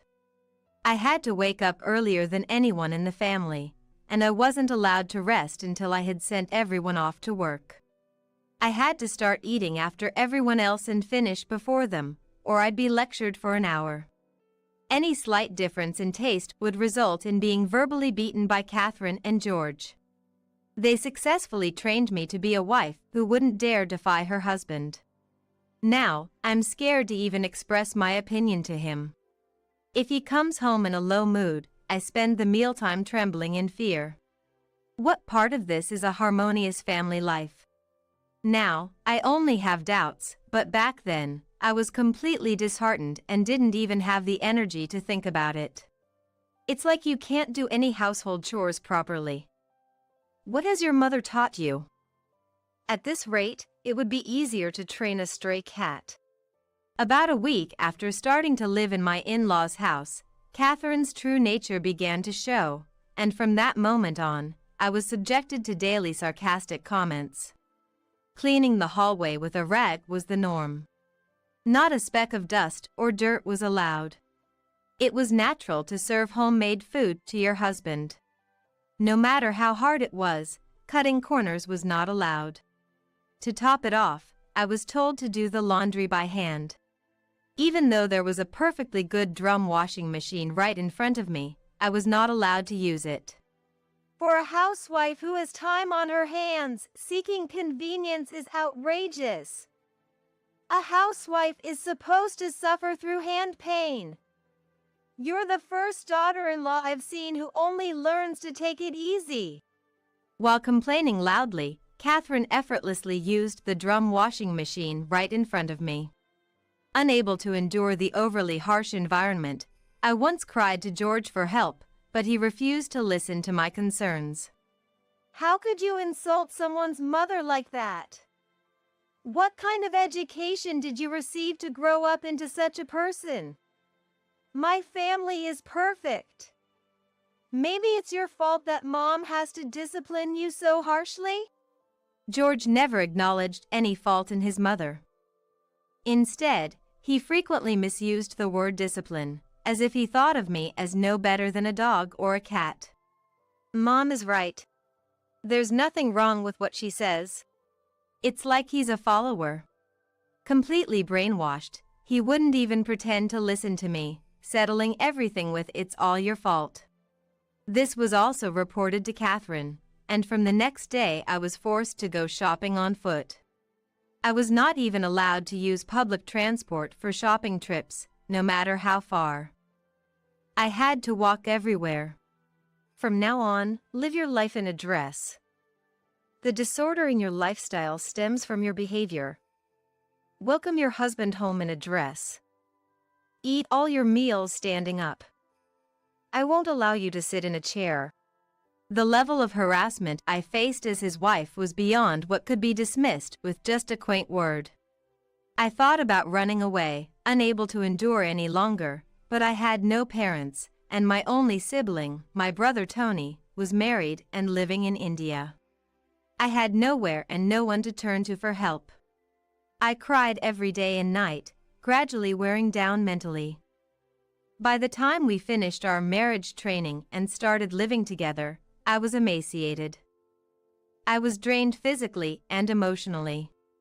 Honey, please. I feel sick. Can you let me go to the hospital? About a week after we started living together. I hadn't had my period, and I was plagued by daily nausea and headaches. I decided to talk to George about my poor health. There was no chance of pregnancy since we hadn't been intimate since getting married. If not that, then perhaps it was indeed an illness. The headache was too severe to even get up, and my body felt weak and unresponsive like anemia. My condition was clearly severe, beyond what could be endured quietly. When I spoke to him with a pale face, he responded with annoyance and refused my request. What do you mean by feeling sick? Be specific. You're always lacking in details. Are you even thinking before you speak? Raised spoiled by your parents, that's why you ended up like this. Thinking others will understand your feelings with just a little hint, that's why you can't manage yourself. I'm tired, you know. Don't waste my precious time with your words. Make your point quickly and specifically. Don't irritate me with every little thing. Hearing his sarcastic complaints made my ears hurt and worsened my headache. I regretted getting married in this insane situation. He never showed any signs of this behavior while we were dating, but as soon as we got married, this happened. He used to be kind, always sincere, and full of charm, popular at work. Marie is really clumsy and can't be left alone. I worked at the same company as George. When I got the job at this major company after studying hard, Tony was so happy that he cried. At that time, my parents were still alive. So when I got the job, Tony came back from India for me, and we spent time together as a family. If you ever have any trouble, call me anytime. Even if we're apart, I'm still your brother. Tony, 7 years my senior, really doted on me. There were aspects of George that reminded me of Tony, which drew me to him. He was caring, laughed off my clumsiness, sincere, smart, and a reliable big brother figure to everyone. He was someone I admired. With the headache, nausea, and dizziness. I'll go get some medicine from the hospital, so please, could you give me some money for the consultation? I couldn't feel a trace of his kindness from back then. Not a speck remained. Now, he seemed like a completely different person. Cruel to the point where the word brutal fits, not seeing me as a person. He looked at me with a scornful gaze, as if he was looking at trash, instilling nothing but fear in me. It's all just indulgence. What? I didn't expect to receive any money honestly, but I was at a loss for words at his unexpected response. Living as a housewife, being pampered, and yet you complain?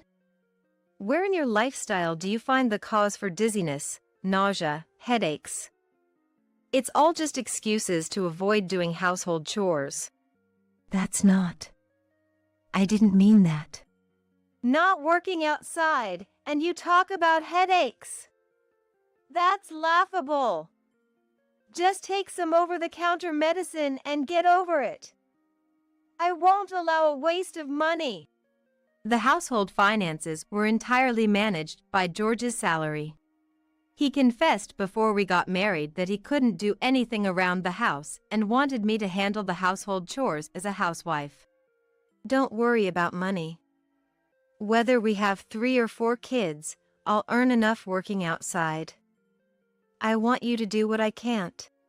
Even I, as unreliable as I was happy to be of help to him. I had no hesitations about leaving my job if it meant being his support. I believed we would have a happy life together. But this was the reality that awaited me. I became like a bird trapped in a cage, forced into a constrained life. "Enough, someone, please help me." After George, who wouldn't even consider my illness, stormed out of the living room in anger, I collapsed on the spot and cried. I was overwhelmed by a ceaseless flow of sorrow, lacking the will to fight back. I wanted to disappear. If I had to stay here, I'd rather end my life. Mentally and physically cornered, I left the house without telling him, heading outside. Walking for a while, I unknowingly passed near where my childhood home used to be. Having run out barefoot, I realized my feet were in tatters. I couldn't walk any further. It was a slightly chilly autumn. I was lightly dressed, so the cold wind made me shiver. What would happen if I just let the cold take me? Could I find an easy way to the next world? As I collapsed in front of the empty house that used to be mine, I lay down on the ground. I couldn't think of anything. I didn't want to. I just wanted to disappear. That's when I heard it. Through my hazy consciousness, I heard someone calling me. "Hey! Hold on! Open your eyes!" Feeling a sense of nostalgia for the unknown voice, my consciousness faded away. I woke up to find myself lying on the bed. Having shone an unfamiliar ceiling and slowly opened my eyes to a warm room and the smell of delicious bread. As I tried to sit up and look around to grasp the situation. "Awake now?" A slightly older man who felt strangely familiar stood there. As I felt wary of this person I didn't recognize, he saw my fear and laughed heartily. "What, you don't remember? Well, no surprise there. It's been over 20 years, after all." Hearing his cheerful laughter and words, a memory flashed in my mind. Could it be Mike? Spot on. "Long time no see, Marie. I was passing by your family's old house and saw you collapsed. Seriously freaked me out. What were you doing there?" Mike. My childhood friend and Tony's best friend, with whom I used to play until middle school. He moved away when we entered high school, and though we lost touch, he and Tony had remained in contact, and apparently, he had heard a lot about me. Now, he's the owner of a transport company and a father of 2. I never thought Mike would be here. I was visiting my grandma's grave with my family and decided to take a trip here. More importantly, what happened? You were so cold when I found you, I rushed you to my parents' house. Mike's wife, Lily, a nurse, had assessed my condition and decided it was safe for me to rest, so they took me to Mike's parents' house. There, he kindly listened to my situation. Lily stayed by my side, crying at the story of a stranger, and hugged me, saying how hard it must have been. Unforgivable. Someone who can't see others as people should be left immediately. I also want to escape that house. But I have no relatives or friends to turn to. Lily's words were exactly what I had been thinking. But she understood my situation as well. Tears flowed as I spoke of my hardships, and she was visibly troubled, searching for words. If you had a place to live and a job, would that solve the problem? Huh? Hearing our conversation, Mike suddenly asked this, leaving me puzzled, unsure of what he meant. Then, he made a call, and after finishing the conversation, he turned to me with a bright smile. Marie, we will definitely help you out. So, you're leaving that house. I'll support you. Confused by what he meant, Mike showed me a reassuring smile, signaling he's got this. Little did I know at that moment, this would be the start of my fight back. After hearing my situation, Mike took me in until my condition stabilized. Lily called George, and probably because it was someone else intervening, he didn't try to forcefully take me back. Being away from George seemed to have stabilized me mentally, and my physical condition improved somewhat. However, Lily strongly suggested I visit a hospital. Marie tends to endure too much, thinking you can handle it, but don't underestimate the illnesses that come from mental stress. Once this is all settled, we must go to the hospital. I'll come with you. Her genuine concern was evident, and I gratefully accepted her kindness, prioritizing my rest for the time being. A week passed, and Mike said everything was ready, suggesting we go back to my house once. If anything happens, call me right away. I have my mobile phone.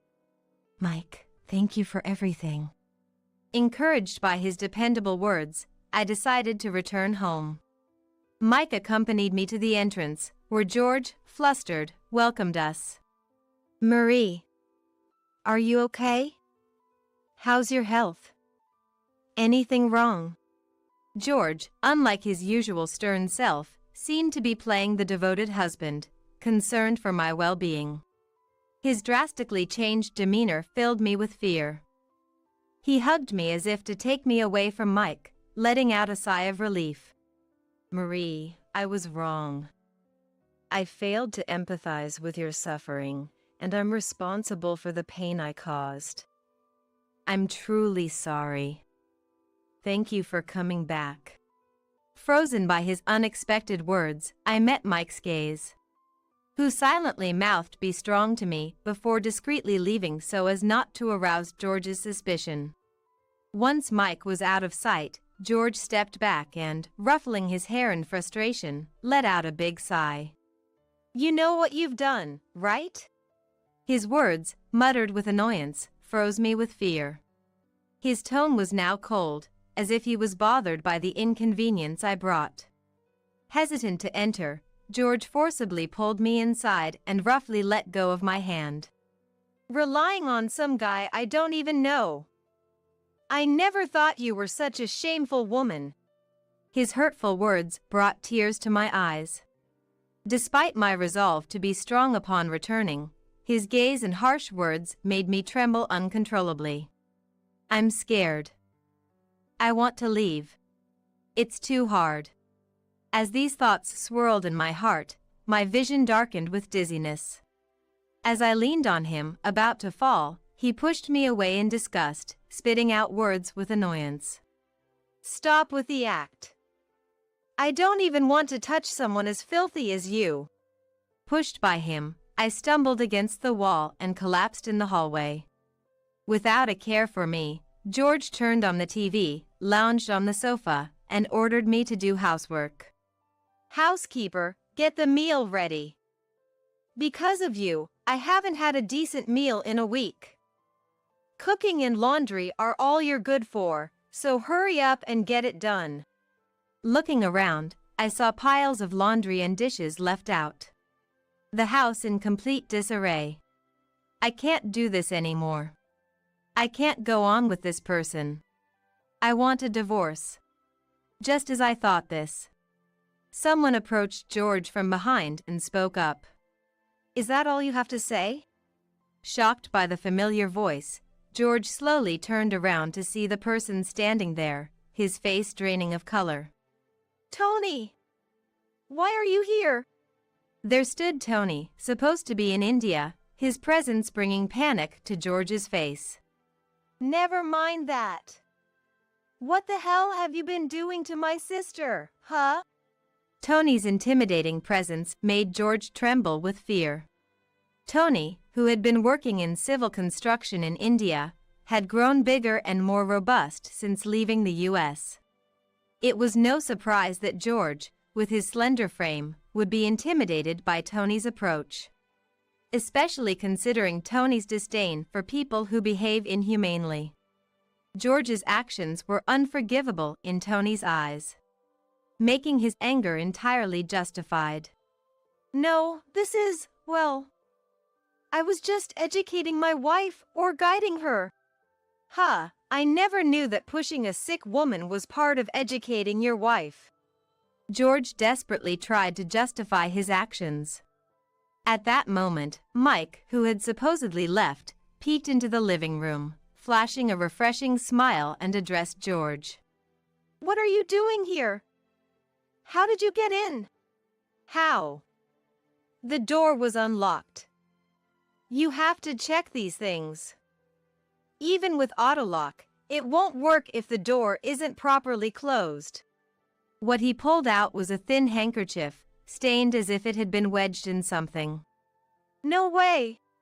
When you hugged me, I dropped it on the floor so the door wouldn't close. That way, Mike and the others could easily get into the house later. Supported by Lily, I managed to stand up, despite feeling dizzy. George's expression, as he alternated between looking at me and Tony, was filled with panic and fear.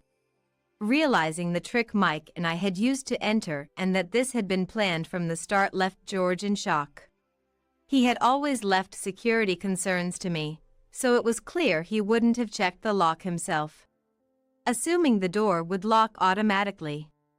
He never worried about it, which was easy to predict. I've heard all about it from Marie and Mike. You seem to have taken good care of my sister while I was in India. I've recorded this entire conversation. Marie has been meticulously keeping a diary of everything, and we've recorded all texts and calls from you. All of it has been submitted to a lawyer.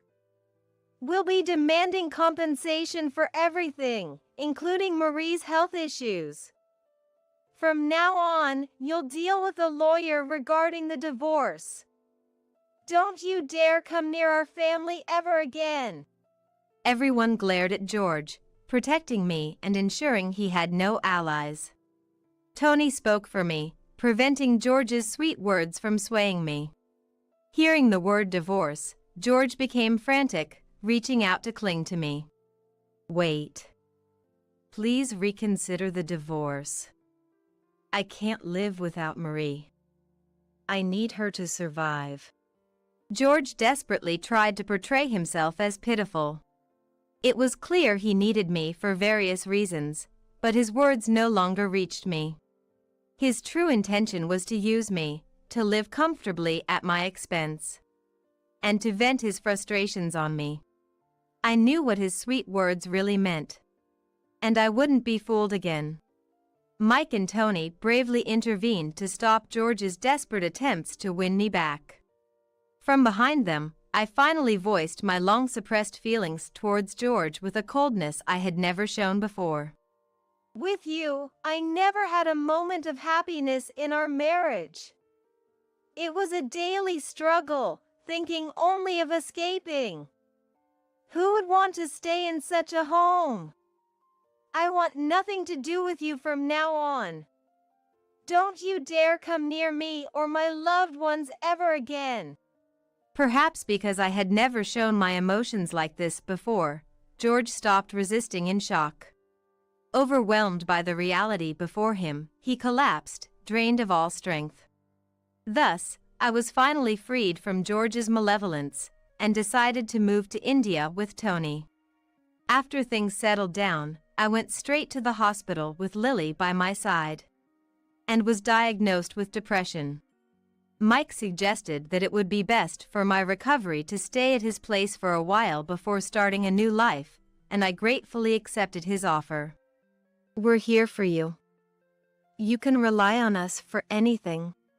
If that husband of yours tries to barge in, I'll kick him out myself. Just leave it to me.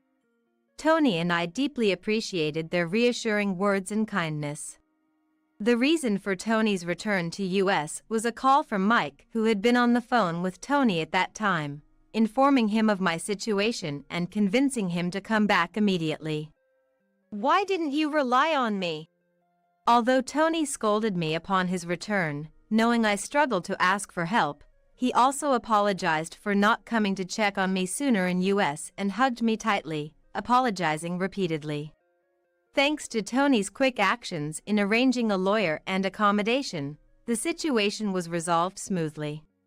From now on, live with us over there. Learning a foreign language might be tough, but my wife and friends will give you all the support you need, so don't worry. Saying so, Tony offered me a job at his company, where his colleagues welcomed me warmly. As for George, he and his mother were sued for moral harassment by us and are now chased by debts. After explaining everything to my former colleagues before leaving US, George lost his position at his company. Losing his credibility, life at the company became difficult for him, leading to his resignation. He now lives at his parents' home, scraping by on day-to-day jobs. He sent me a letter of apology which said the incident taught him that bad actions come back to haunt you. But of course, I couldn't trust his words and made sure to receive compensation from him. My long-living health finally came to an end. Now I live a comfortable and joyful life in India, surrounded by kind people. Hey, mister. I'm the daughter of this company's owner, all right? My dad's the boss. Don't lump me with these lowly, poor employees. Surprised by both her vulgarity and her true identity, my dad paused with a shocked expression, then cleared his throat softly. Meanwhile, Carol wore a smug look, as if she had just made a grand statement. Remembering that Dad originally came to our company for business, I realized we couldn't afford to cause any more trouble. So I tried to apologize to Carol. Just then, Dad spoke in a low voice. So, the lower ranks are the poor employees, huh? Maybe it's time to revise the salary structure. He muttered this almost to himself. What? Are you mocking me? Fine. Mister, what's your name? Which subcontractor do you work for? I'll tell Dad about you.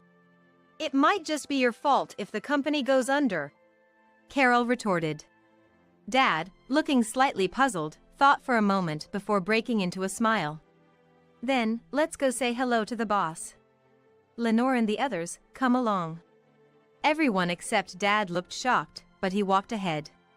Not wanting to be left behind, we hurried after him.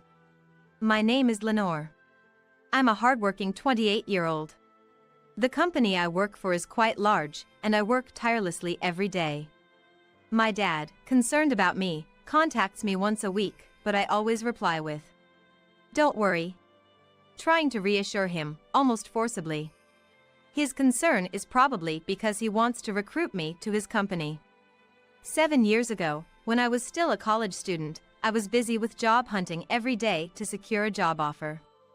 Dad, who runs his own company, once invited me to join his company, saying, "Why bother with job hunting? You can just come work for my company." It's not that I didn't want to go to his company, but I didn't want to rely on such connections.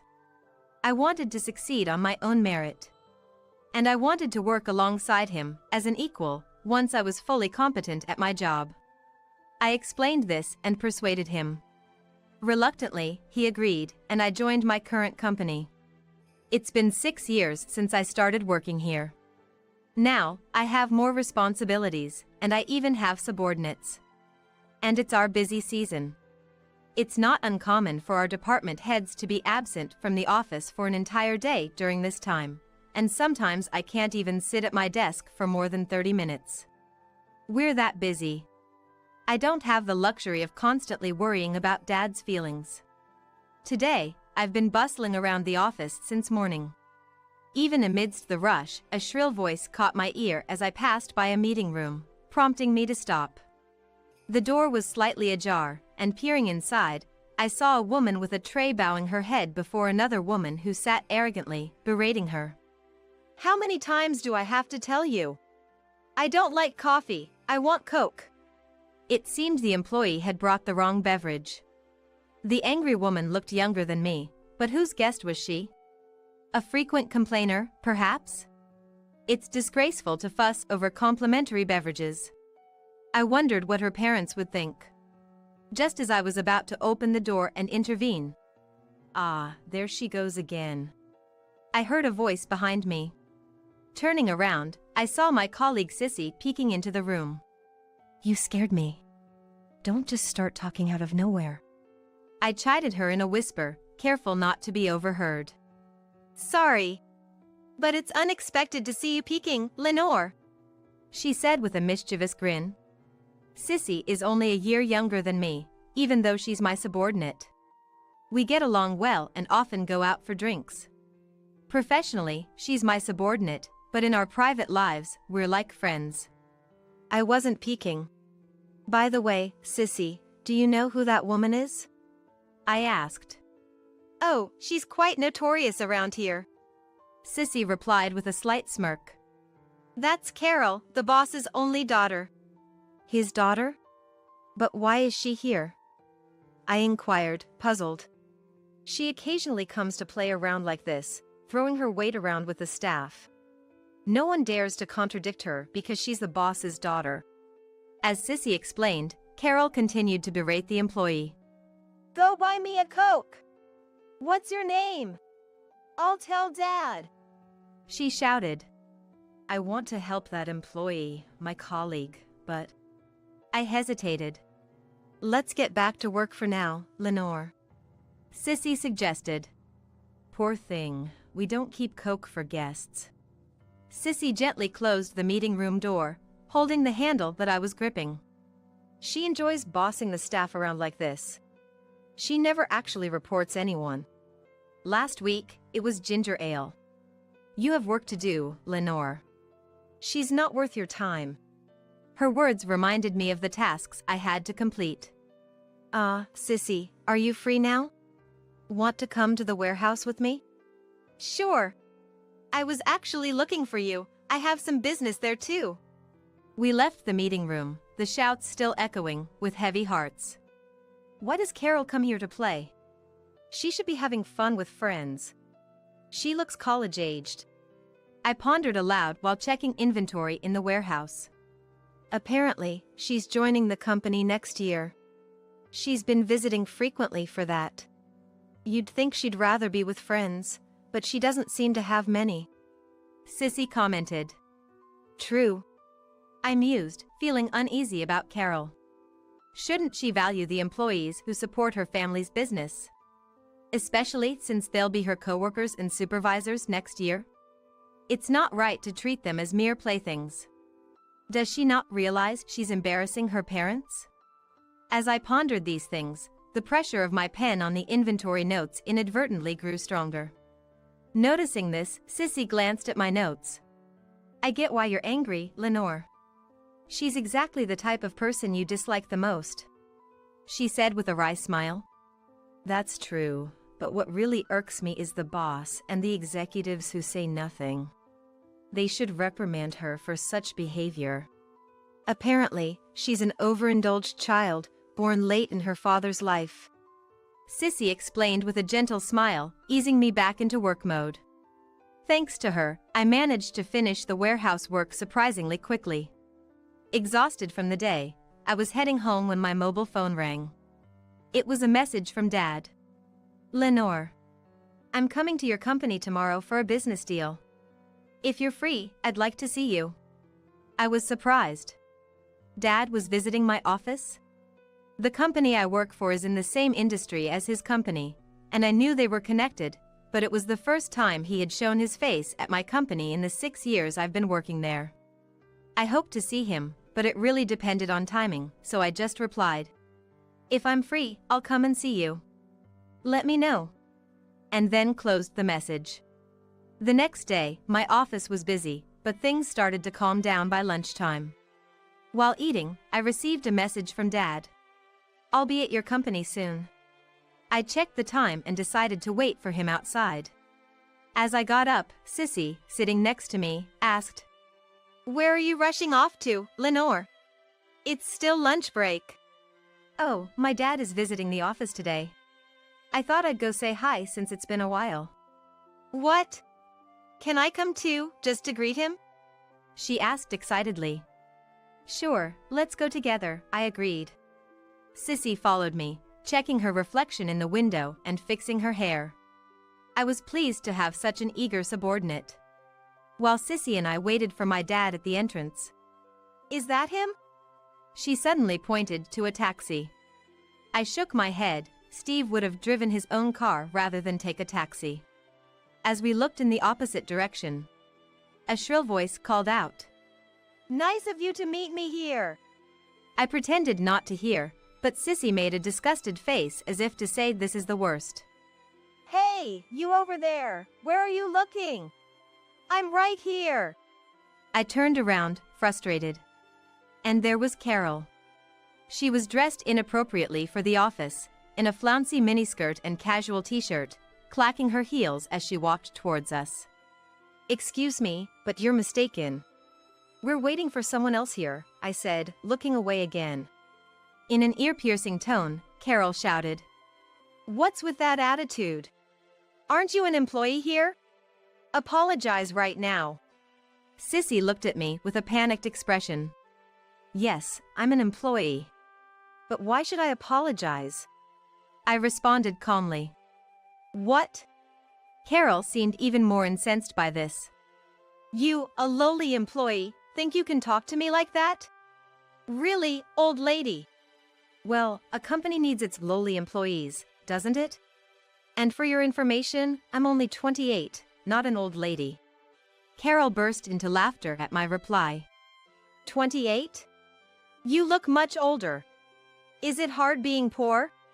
I pity you," she said, pointing at me mockingly. I was furious, but I couldn't do much since she was the boss's daughter. I had to stand there, seething in silence, as she laughed. Then, "Hey, Lenore! Long time no see!" I heard a voice from afar. Approaching us was Dad, a slightly overweight, ordinary-looking man in a suit, waving his hand. "Who's that weird guy?" "Hilarious," Carol said, looking at him and laughing. That was the last straw for me. "Excuse me, that's rude." I raised my voice. "What? Who are you yelling at?" Carol yelled back. "What's going on? Are you all friends?" Unaware of the situation, Dad smiled at me kindly. "What? As if I would be friends with these people." Carol snapped at him, switching her target from me to him. Dad's expression changed immediately. "How rude to say these people when you are colleagues who work together." He was right, but Carol wasn't convinced. "Listen, old man. I'm the daughter of this company's owner. My dad is the boss. Don't lump me with these lowly, poor employees." Dad looked shocked by Carol's rudeness and her identity, then cleared his throat softly. Meanwhile, Carol looked smug, as if she had just triumphed. Remembering that Dad originally came to our company for business, I realized we couldn't afford to cause any more trouble. So I tried to apologize to Carol. But at that moment, Dad spoke in a low voice. "So, the lower ranks are the poor employees, huh? Maybe it's time to revise the salary structure." He muttered this to himself. "What? Are you mocking me? Fine. Mister, what's your name? Which subcontracting company are you from? I'll tell my dad about you. You might just ruin the company." Carol spat out. Dad, looking puzzled, thought for a moment before smiling. "Well then, let's go greet the boss. Lenore and the others, come along." The only one unfazed by the situation was Dad, who had already started walking ahead. Not wanting to be left behind, we quickly followed him. We reached the boss's office, and Dad entered first. Sissy and I followed, tense. Carol, pushing past us, rushed to her father. "Dad! This man, he..." She began to tattle immediately. Before Carol could finish, her father spoke loudly. "This man? Who are you talking to?" "I'm sorry, Steve. My daughter lacks manners." He shot Carol a sharp look to silence her, then turned to us with a smile. "Ah, it's your daughter with you today?" "Did you know about me?" I asked, surprised. Dad sat down on a sofa. "Wait, Dad!" Carol protested. Dad gave me a kind look, then turned his sharp gaze to the boss. Earlier, your daughter called my daughter and her colleague lowly, poor employees. What's this about? The boss's face tightened. Well, they deserved it. They were rude to me, just low-end employees. Carol continued in her shrill voice. What? The boss turned pale and shouted angrily at Carol. What are you saying? This lady is the daughter of a valued client, and this man is her father and the current boss. Eh? Carol's face turned pale, realizing the gravity of her actions. To think such a large company still treats its employees as poor. You've become quite the boss, haven't you? If your employees are poor, shouldn't the company be ashamed? The boss was sweating profusely. I can't leave my daughter in such a place. She'll resign today. When the boss heard that, he immediately apologized to my dad and said, I'm terribly sorry. I've heard your daughter is very skilled. Please, not resignation. And you apologize to him. Wait, Dad. What's going on? I whispered to him.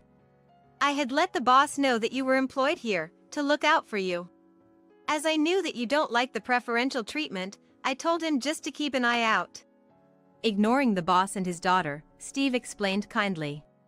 But I never thought this company would treat its employees like slaves.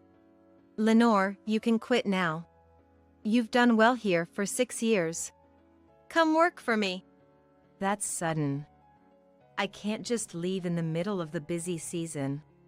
I protested. Dad seemed a bit exasperated by my response, but he eventually agreed. All right, if you insist. After this busy season, come work for my company. And you, it must be uncomfortable staying here after this. What do you say? The industry is the same. He kindly offered this to Sissy. Yes, absolutely. Sissy replied immediately. Wait, Sissy. I haven't decided yet. I protested. Sissy looked at me quizzically. Why not? Your dad's company is one of the elite in the country, and you're his daughter. Why wouldn't you go? Dad nodded in agreement with Sissy's words. I don't want to join his company just because of connections. I know Dad's company is big, but I didn't want to take the easy way. I explained. Sissy smiled happily. That's so like you, Lenore. And she continued. Lenore's father, I'm Sissy. I really appreciate that I can work with her. She is an outstanding boss. As she praised me, Dad smiled and sobbed along. I felt embarrassed and urged Dad to continue. Dad, the boss is still. Ah, right, forgot about that. Sorry, Sissy, we'll talk later. Yes. Sissy cheerfully replied. Now, boss, no need to apologize anymore. Let's end our business dealings here. As my dad finally addressed to him, he was surprised and looked up at Dad. That would be a great loss for us. I'm truly sorry. No, it's fine. This isn't because of the disrespectful behavior towards them. Then why? He asked. Please guide me. I'll improve anything. I'll definitely make improvements. The company would suffer a huge blow if they lost their dealings with Dad. That's why the boss kept apologizing repeatedly. Improvement is impossible. Once trust is lost, it can't be regained. You say employees are your priority, yet your daughter treats them like slaves. Did you think I wouldn't hear about it? I'm not sure. Even from the side, I can see Carol turned pale. I could demote you from the boss, but should I? Dad asked. Please, forgive me. The boss pleaded. Hey, Dad. Just because you're a valued client, you can't really do that, can you? I asked. I can. Dad replied with a smile, indicating he really had the power. I don't inquire deeply into the relationship between the boss and Dad, but Dad might be more powerful in this industry than I thought. With this realization, the both attitudes of my dad and the boss make sense. I won't go that far since I'm not a child, but I will end our contract. Thank you for your business. With that, he stood up, straightening his suit. Please, I'm begging you. Just for this term, please reconsider.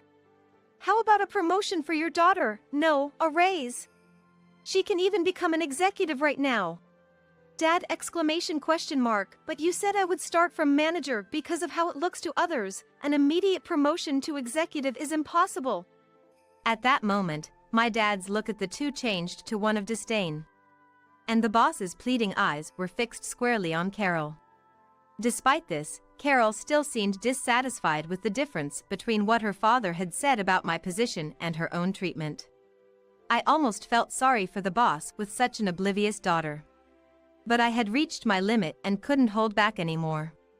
You plan to put a woman who called us lowly, poor employees and was rude to Dad in a position of authority? I blurted out. Well, my daughter doesn't understand because she hasn't experienced the real world yet. She'll learn to respect others through the hardships of society. Respecting others has nothing to do with social experience. I interjected, louder than I intended. Carol looked up, startled, and I addressed her. A company cannot function without its employees. Even someone who has never been an executive, like me, understands this.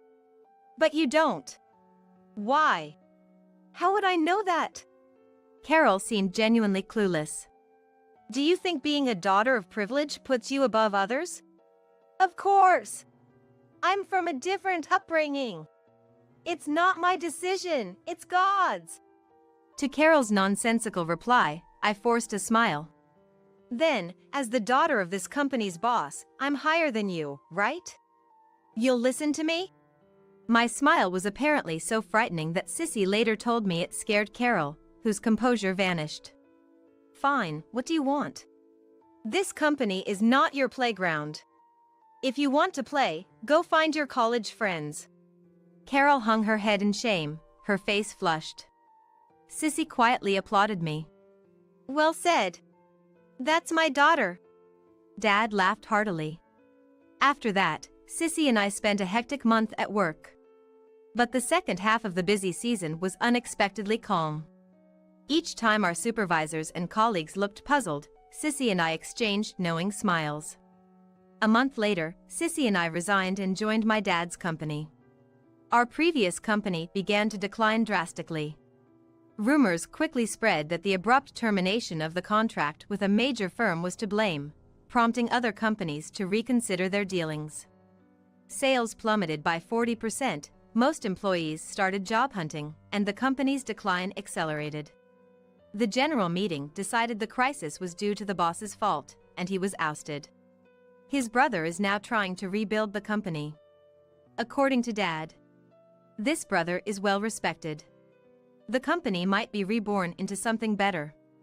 On the condition that the former boss's family no longer be involved, Dad began moves to restart dealings with them. I also heard from Dad that the former boss's family began to lose their possessions, eventually selling their house. I don't know where they went, but I doubt a family accustomed to such wealth could adapt to normal life. In fact, Carol reportedly got a job at a grocery store, acted arrogantly to customers, got into an argument, and was fired within hours, becoming somewhat of a legend. In my personal life, I managed to convince Dad to let me start as a regular employee instead of directly becoming an executive. However, I'm aware that I'll eventually take over the company. So, I balance my everyday tasks with assisting the executive team. Constantly amazed by their innovative ideas that never occur to me, sometimes feeling overwhelmed. But every time I feel like my head is about to explode, Sissy is there by my side, saying, Lenore, let's finish this task first. Then we can decide the priority for the next ones. Her support keeps me grounded. Sometimes the pressure of being the boss's daughter feels crushing, but with Sissy around, I can stay confident and cope. Interestingly, Dad also likes Sissy, and sometimes the three of us go out for drinks. Every time Dad gets tipsy and tells this joke. Lenore will be the next president, and Sissy the next executive officer. Don't even think about getting married and retiring, you too. He often tells this story laughingly. However, what Dad doesn't know is that I'm secretly in a relationship. My desire to get married is still a secret from Dad. It's like a dream come true, a $300 million inheritance and our own company. When the employees saw my sister-in-law Mary celebrating my father's inheritance, they began to whisper to each other. The employees were ecstatic, and Mary said triumphantly, "Please be quiet. This is the point which my husband will inherit the company and $3 million. Hearing this, one of the employees began laughing uncontrollably. "What's the deal?" Sitting beside his perplexed wife, my elder brother was reading the will from the lawyer. My brother's face turned pale as he read. "Look at this." When my brother showed her the will, she screamed. Lucy is my name. I'm 29 years old and work for my father's business. When he was young, my father had the foresight to start a business from the ground up. It's since grown to a modest-sized enterprise with many employees. Of course, soon after launching the business, he incurred debt, and even as a small child, I could imagine how difficult it must have been for my father. Even after the company grew, I wanted to help my mother, who mostly did clerical back-office work. My parents encouraged me to attend college and pursue a career of my choosing, but my dream was to work for the company that my father had worked so hard to build. That was the first thing that came to mind when I was considering my career path after graduating from high school. Bob, a veteran employee, was the first person to mentor me when I joined my father's company.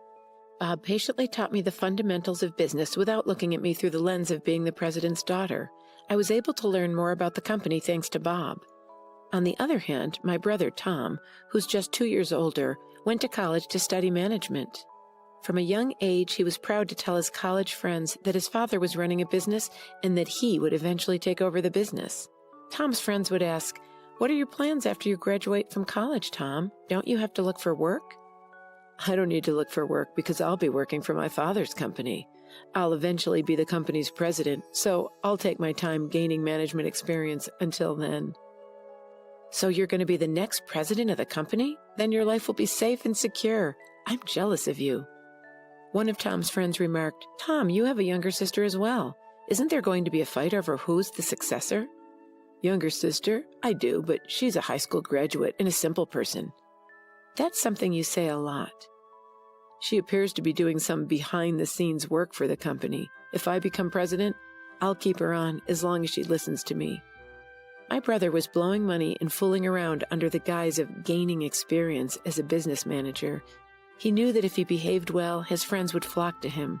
There was no end to the number of women who wanted to date him because of his position as the company's next president. My brother chose the most flamboyant and attractive woman to marry. Mary was her name. After a lavish wedding, my brother and Mary went on a honeymoon abroad, built a mansion, and began their married life together. This was all done, according to him, to obtain the status of company president. Mary appeared to be content with her life with Tom, who listened to her every wish and allowed her to enjoy all of life's luxuries. I'm sure she wouldn't be interested in a life like mine, one where I work alongside my mother as a humble backstage employee in my father's company. "Lucy, you don't look like the CEO's daughter, do you?" she asked. "You don't appear to be the daughter of the company's president." Mary would often look at me and laugh whenever we met at family gatherings. "I don't like to live a lavish lifestyle," I said. She looked at me as if I were a moron. "I feel sorry for you because you were born as the daughter of a company's president, but you have no idea how to spend money." "What?" "You live at home with your parents and you have a lot of money, so you don't need to work so hard." Beside, with your title as president's daughter, shouldn't the men be flocking to you?" My brother agreed. "I'm sure that's true. Lucy's always been very modest, so no one would imagine that her father is the president. And apparently, she treats the other employees normally. Come as a surprise, there are still many things I don't understand about my job. Many of my coworkers are better at their jobs than I am, so I can't act like a big shot," I refuted. But my brother said, astounded, "That's why you're useless. A boss should be able to stand tall so that he's not derided by his subordinates, such as his employees. Allow the other employees to handle the simple, tedious tasks. I suppose my father and I are the only bosses in this house." "You should not look down on your subordinates, no matter how powerful you are. My father, too." My brother cut me off when I tried to respond, looking annoyed and frustrated with me. He said, "A logical woman is not well liked by men." After my brother spoke up, Mary followed. "If you keep saying things like that, I'm sure you'll never get married. You should try to make yourself more appealing. Don't you agree, Tom?" "Yeah, well, when I become president, I might fire a humble employee like you," Tom said. My brother and Mary only said what they needed to say, and they quickly left. My mother, who'd remained silent during this interaction, consoled me after they had gone. She said, "You're doing an excellent job with the company, which greatly helps me and your father. Don't be concerned about what Tom says." My father nodded, a stern expression on his face. My parents had previously expressed their displeasure with my brother's ideas to his face. But after that, my brother and Mary became visibly upset and stopped visiting our house for over a month. I recalled the depressing atmosphere at the time, so I suggested to my parents, "Tom and Mary are free to say whatever they want." After that, Tom and Mary continued to live their lives as they pleased, dining lavishly at high-end restaurants and vacationing at famous resorts. The purpose was to give the impression that Tom would someday be president of my father's corporation. My father was working hard to expand his business at that time, but one night at home, he complained of chest pain. I said, "Dad, are you all right? Try and relax. I'll call an ambulance." "Lucy, get this." While we waited for the ambulance, my father pointed to a drawer and told me he had a letter for me. I quickly took the letter from the drawer. "I want you to read this. If anything happens to me, everything else is up to the lawyers," he said breathlessly before losing consciousness before the ambulance arrived. And despite being rushed to the emergency room, he died without regaining consciousness. My brother and Mary, who were away on a trip, were unable to be there for my father's death. They returned from their trip 2 days later at the conclusion of my father's funeral. Tom said, "We're just glad we arrived on time. I never imagined my father would pass away while we were on vacation." I was completely taken aback. My brother and Mary arrived at the funeral without a care in the world, making no mention of the fact that my mother and I had been left to handle the arrangements. I asked my brother about it in private so that the employees present would not hear. "Couldn't you have arrived home earlier?" "What? I couldn't because I'd already booked our return flight," my brother said, without apologizing, and then addressed the employees. "Thank you all for your help, and please, from now on, leave it to me to take my father's place in an honorable manner." Mary looked around at the employees who had quieted down in response to my brother's words, and she said admiringly, "That's exactly what Tom would do. Everyone is speechless because they're so impressed." "Right? It's only natural given my dignity." Pridefully, my brother asked, "Lucy, isn't the ceremony just about to start? Please hurry and show us the way." I was irritated by my brother's late appearance and his arrogance, but I led him, Mary, and the employees to the meal ceremony party table. My brother continued to act arrogantly as we ate. "Isn't the quality of this food questionable, Lucy? This will degrade our father's standing as president." Mother and I already discussed it, and we came to an agreement on the food. Besides, I don't want you telling me what to do. "This is why people have no idea what it means to be president." He gave orders not only to me, but also to the other employees. "Serving other people, you're pointless." I rushed to stop him after hearing him order Bob, a veteran employee, to do his bidding. "Oh, Tom, you're so bold. Don't be impolite to Bob." "What? They're rude people. Why should I be humble in front of a mere employee? These guys ought to have more regard for me, the president." Mary was also getting into the spirit of things, and she charged at me. "That's right. Stop talking down to Tom, the company's president, Lucy. If you continue to disobey him, he'll fire you. He has the authority." A man appeared just as my brother and his wife were blustering on. He said, "Please, excuse my interruption. Your father asked me to look after his inheritance." He was the lawyer my father had retained while he was still alive. Then I remembered. My father had told me shortly before his death that he had already hired a lawyer. It seemed my father had been considering his own death and had spoken with a lawyer several years before he collapsed. My brother and Mary's eyes lit up when the lawyer mentioned inheritance. They gladly welcomed the lawyer into their room. Tom said, "Thank you for attending. The sooner we complete this task, the better. Come on in." But as he spoke with the lawyer, Tom began to sob. Wasn't my father's inheritance worth $300 million? When Mary heard this, she squealed with delight. $300 million? That much money in a company that belongs to us is a dream come true. When the employees heard this, they began to whisper. Mary triumphantly declared to the mourning employees, "Quiet. This is the moment when the company and its $300 million inheritance pass to Tom." Hearing this, one of the employees began laughing uncontrollably. "What's the deal?" My brother had received the will and was reading it next to Mary, who was wondering what the employees found so funny. My brother's face turned pale as she watched. Mary, according to the will, the entire company will be given to the eldest daughter, to Lucy." He stared at the will for some time and then began shouting, "This is not possible. This is incorrect." In a troubled tone, the lawyer said, "This is a legally enforceable will." My brother's voice became more and more choked. "What? I couldn't care less. How can Lucy become president instead of me? Perhaps Dad was simply getting old and senile." Yes, your father lacks sound judgment. A will made by a senile old man is null and void." Hearing these words, I completely snapped. I couldn't let these two people insult my late father. I couldn't let anyone, even family members, bring down my father, who was a good man until the end. Enough! My brother Tom becoming president would be even more unthinkable in my opinion. The words infuriated my brother. "What? Are you trying to tell me that I'm unfit to be president?"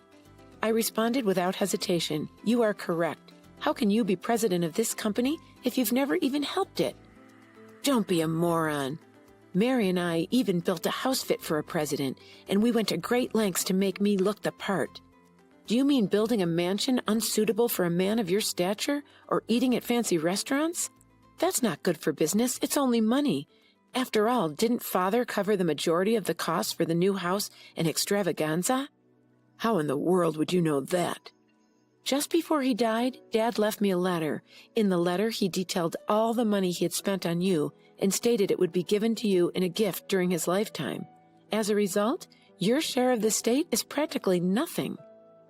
Mary panicked when she heard this. "Wait a second. Isn't this inheritance worth $300 million? Did we already spend that much? It's not fair that we got so little out of it." The employee who had just burst out laughing quickly approached Mary and informed her that $300 million comes from the company, not from personal assets. I believe all the employees here are aware of this. "Money from the company? Isn't that something that can be inherited?" I informed Mary it is indeed. The money from the company is not inheritance for the family, so I'm pretty sure my brother's share is negligible. That breaks my heart. "Oh, no!" Lucy was completely taken aback. "The inheritance, $300 million. My brother stood up as if he'd had an epiphany, and he yelled at the employees. "You want your company president to be a plain woman like Lucy? You must believe I'm more qualified to be president. I have the same amount of charisma as my father." Not one of his co-workers agreed with him. Bob then took the initiative and began talking with my brother. "Your predecessor, your father, was a charismatic man who founded the company during his lifetime. However, you and he are not the same person." "What?" "What you have is arrogance, looking down on us, not charisma." "What?" My brother became enraged when the employee calmly refuted him. "Tom, you may be an employee of our company, but we, the employees, rarely see you at work." "That's because I don't have time to do any work for the company. I was too busy networking with others. I couldn't have time to do work anyone could do." "You call going on trips and fun at night networking? Isn't that all there is to say?" Bob sighed and went on. "In that regard, Lucy worked hard every day to learn more about the company while performing her unobtrusive, behind-the-scene duties." "Bob." "I sense the same sincerity in her as in your father. Lucy is the right person for the job, according to all of us at the company." The other employees nodded enthusiastically in response to his words. I was moved and responded, "Thank you very much. To be honest, I'm surprised by the suddenness of the news, but having witnessed my father's enthusiasm for the company firsthand, I care about it just as much as you do. I look forward to your continued assistance." The employees warmly applauded as I bowed deeply. Encouraged by the applause, I said firmly, All of you here are important friends who have helped our business. Anyone who ignores them is unfit to be employee, let alone company's president. You can be fired by the president. My brother became irritated upon hearing this. What in the world are you on about? I'm your brother. What exactly are you on about? You even said that if you became president, you would fire me, brother. Ugh. I can't afford to pay a salary to an incompetent employee simply because he's family. This is completely absurd. Someone, please speak up. With a pitiful expression on his face, he begged for assistance from those around him, but the employees gave him only cold stares. Realizing that no one was on his side, my brother and Mary fled the scene. After that, Tom lost his job and survived on the small inheritance he had received, but the funds quickly ran out. Can you lend me money, Lucy? I threw him to the ground. I was disgusted by my brother, who even after being fired, did not try to find a new job and was still relying on his family to help him. I told my mother flatly not to give my brother any money. His friends, who had once been so supportive, abandoned him after learning that he had lost his position as president to his sister.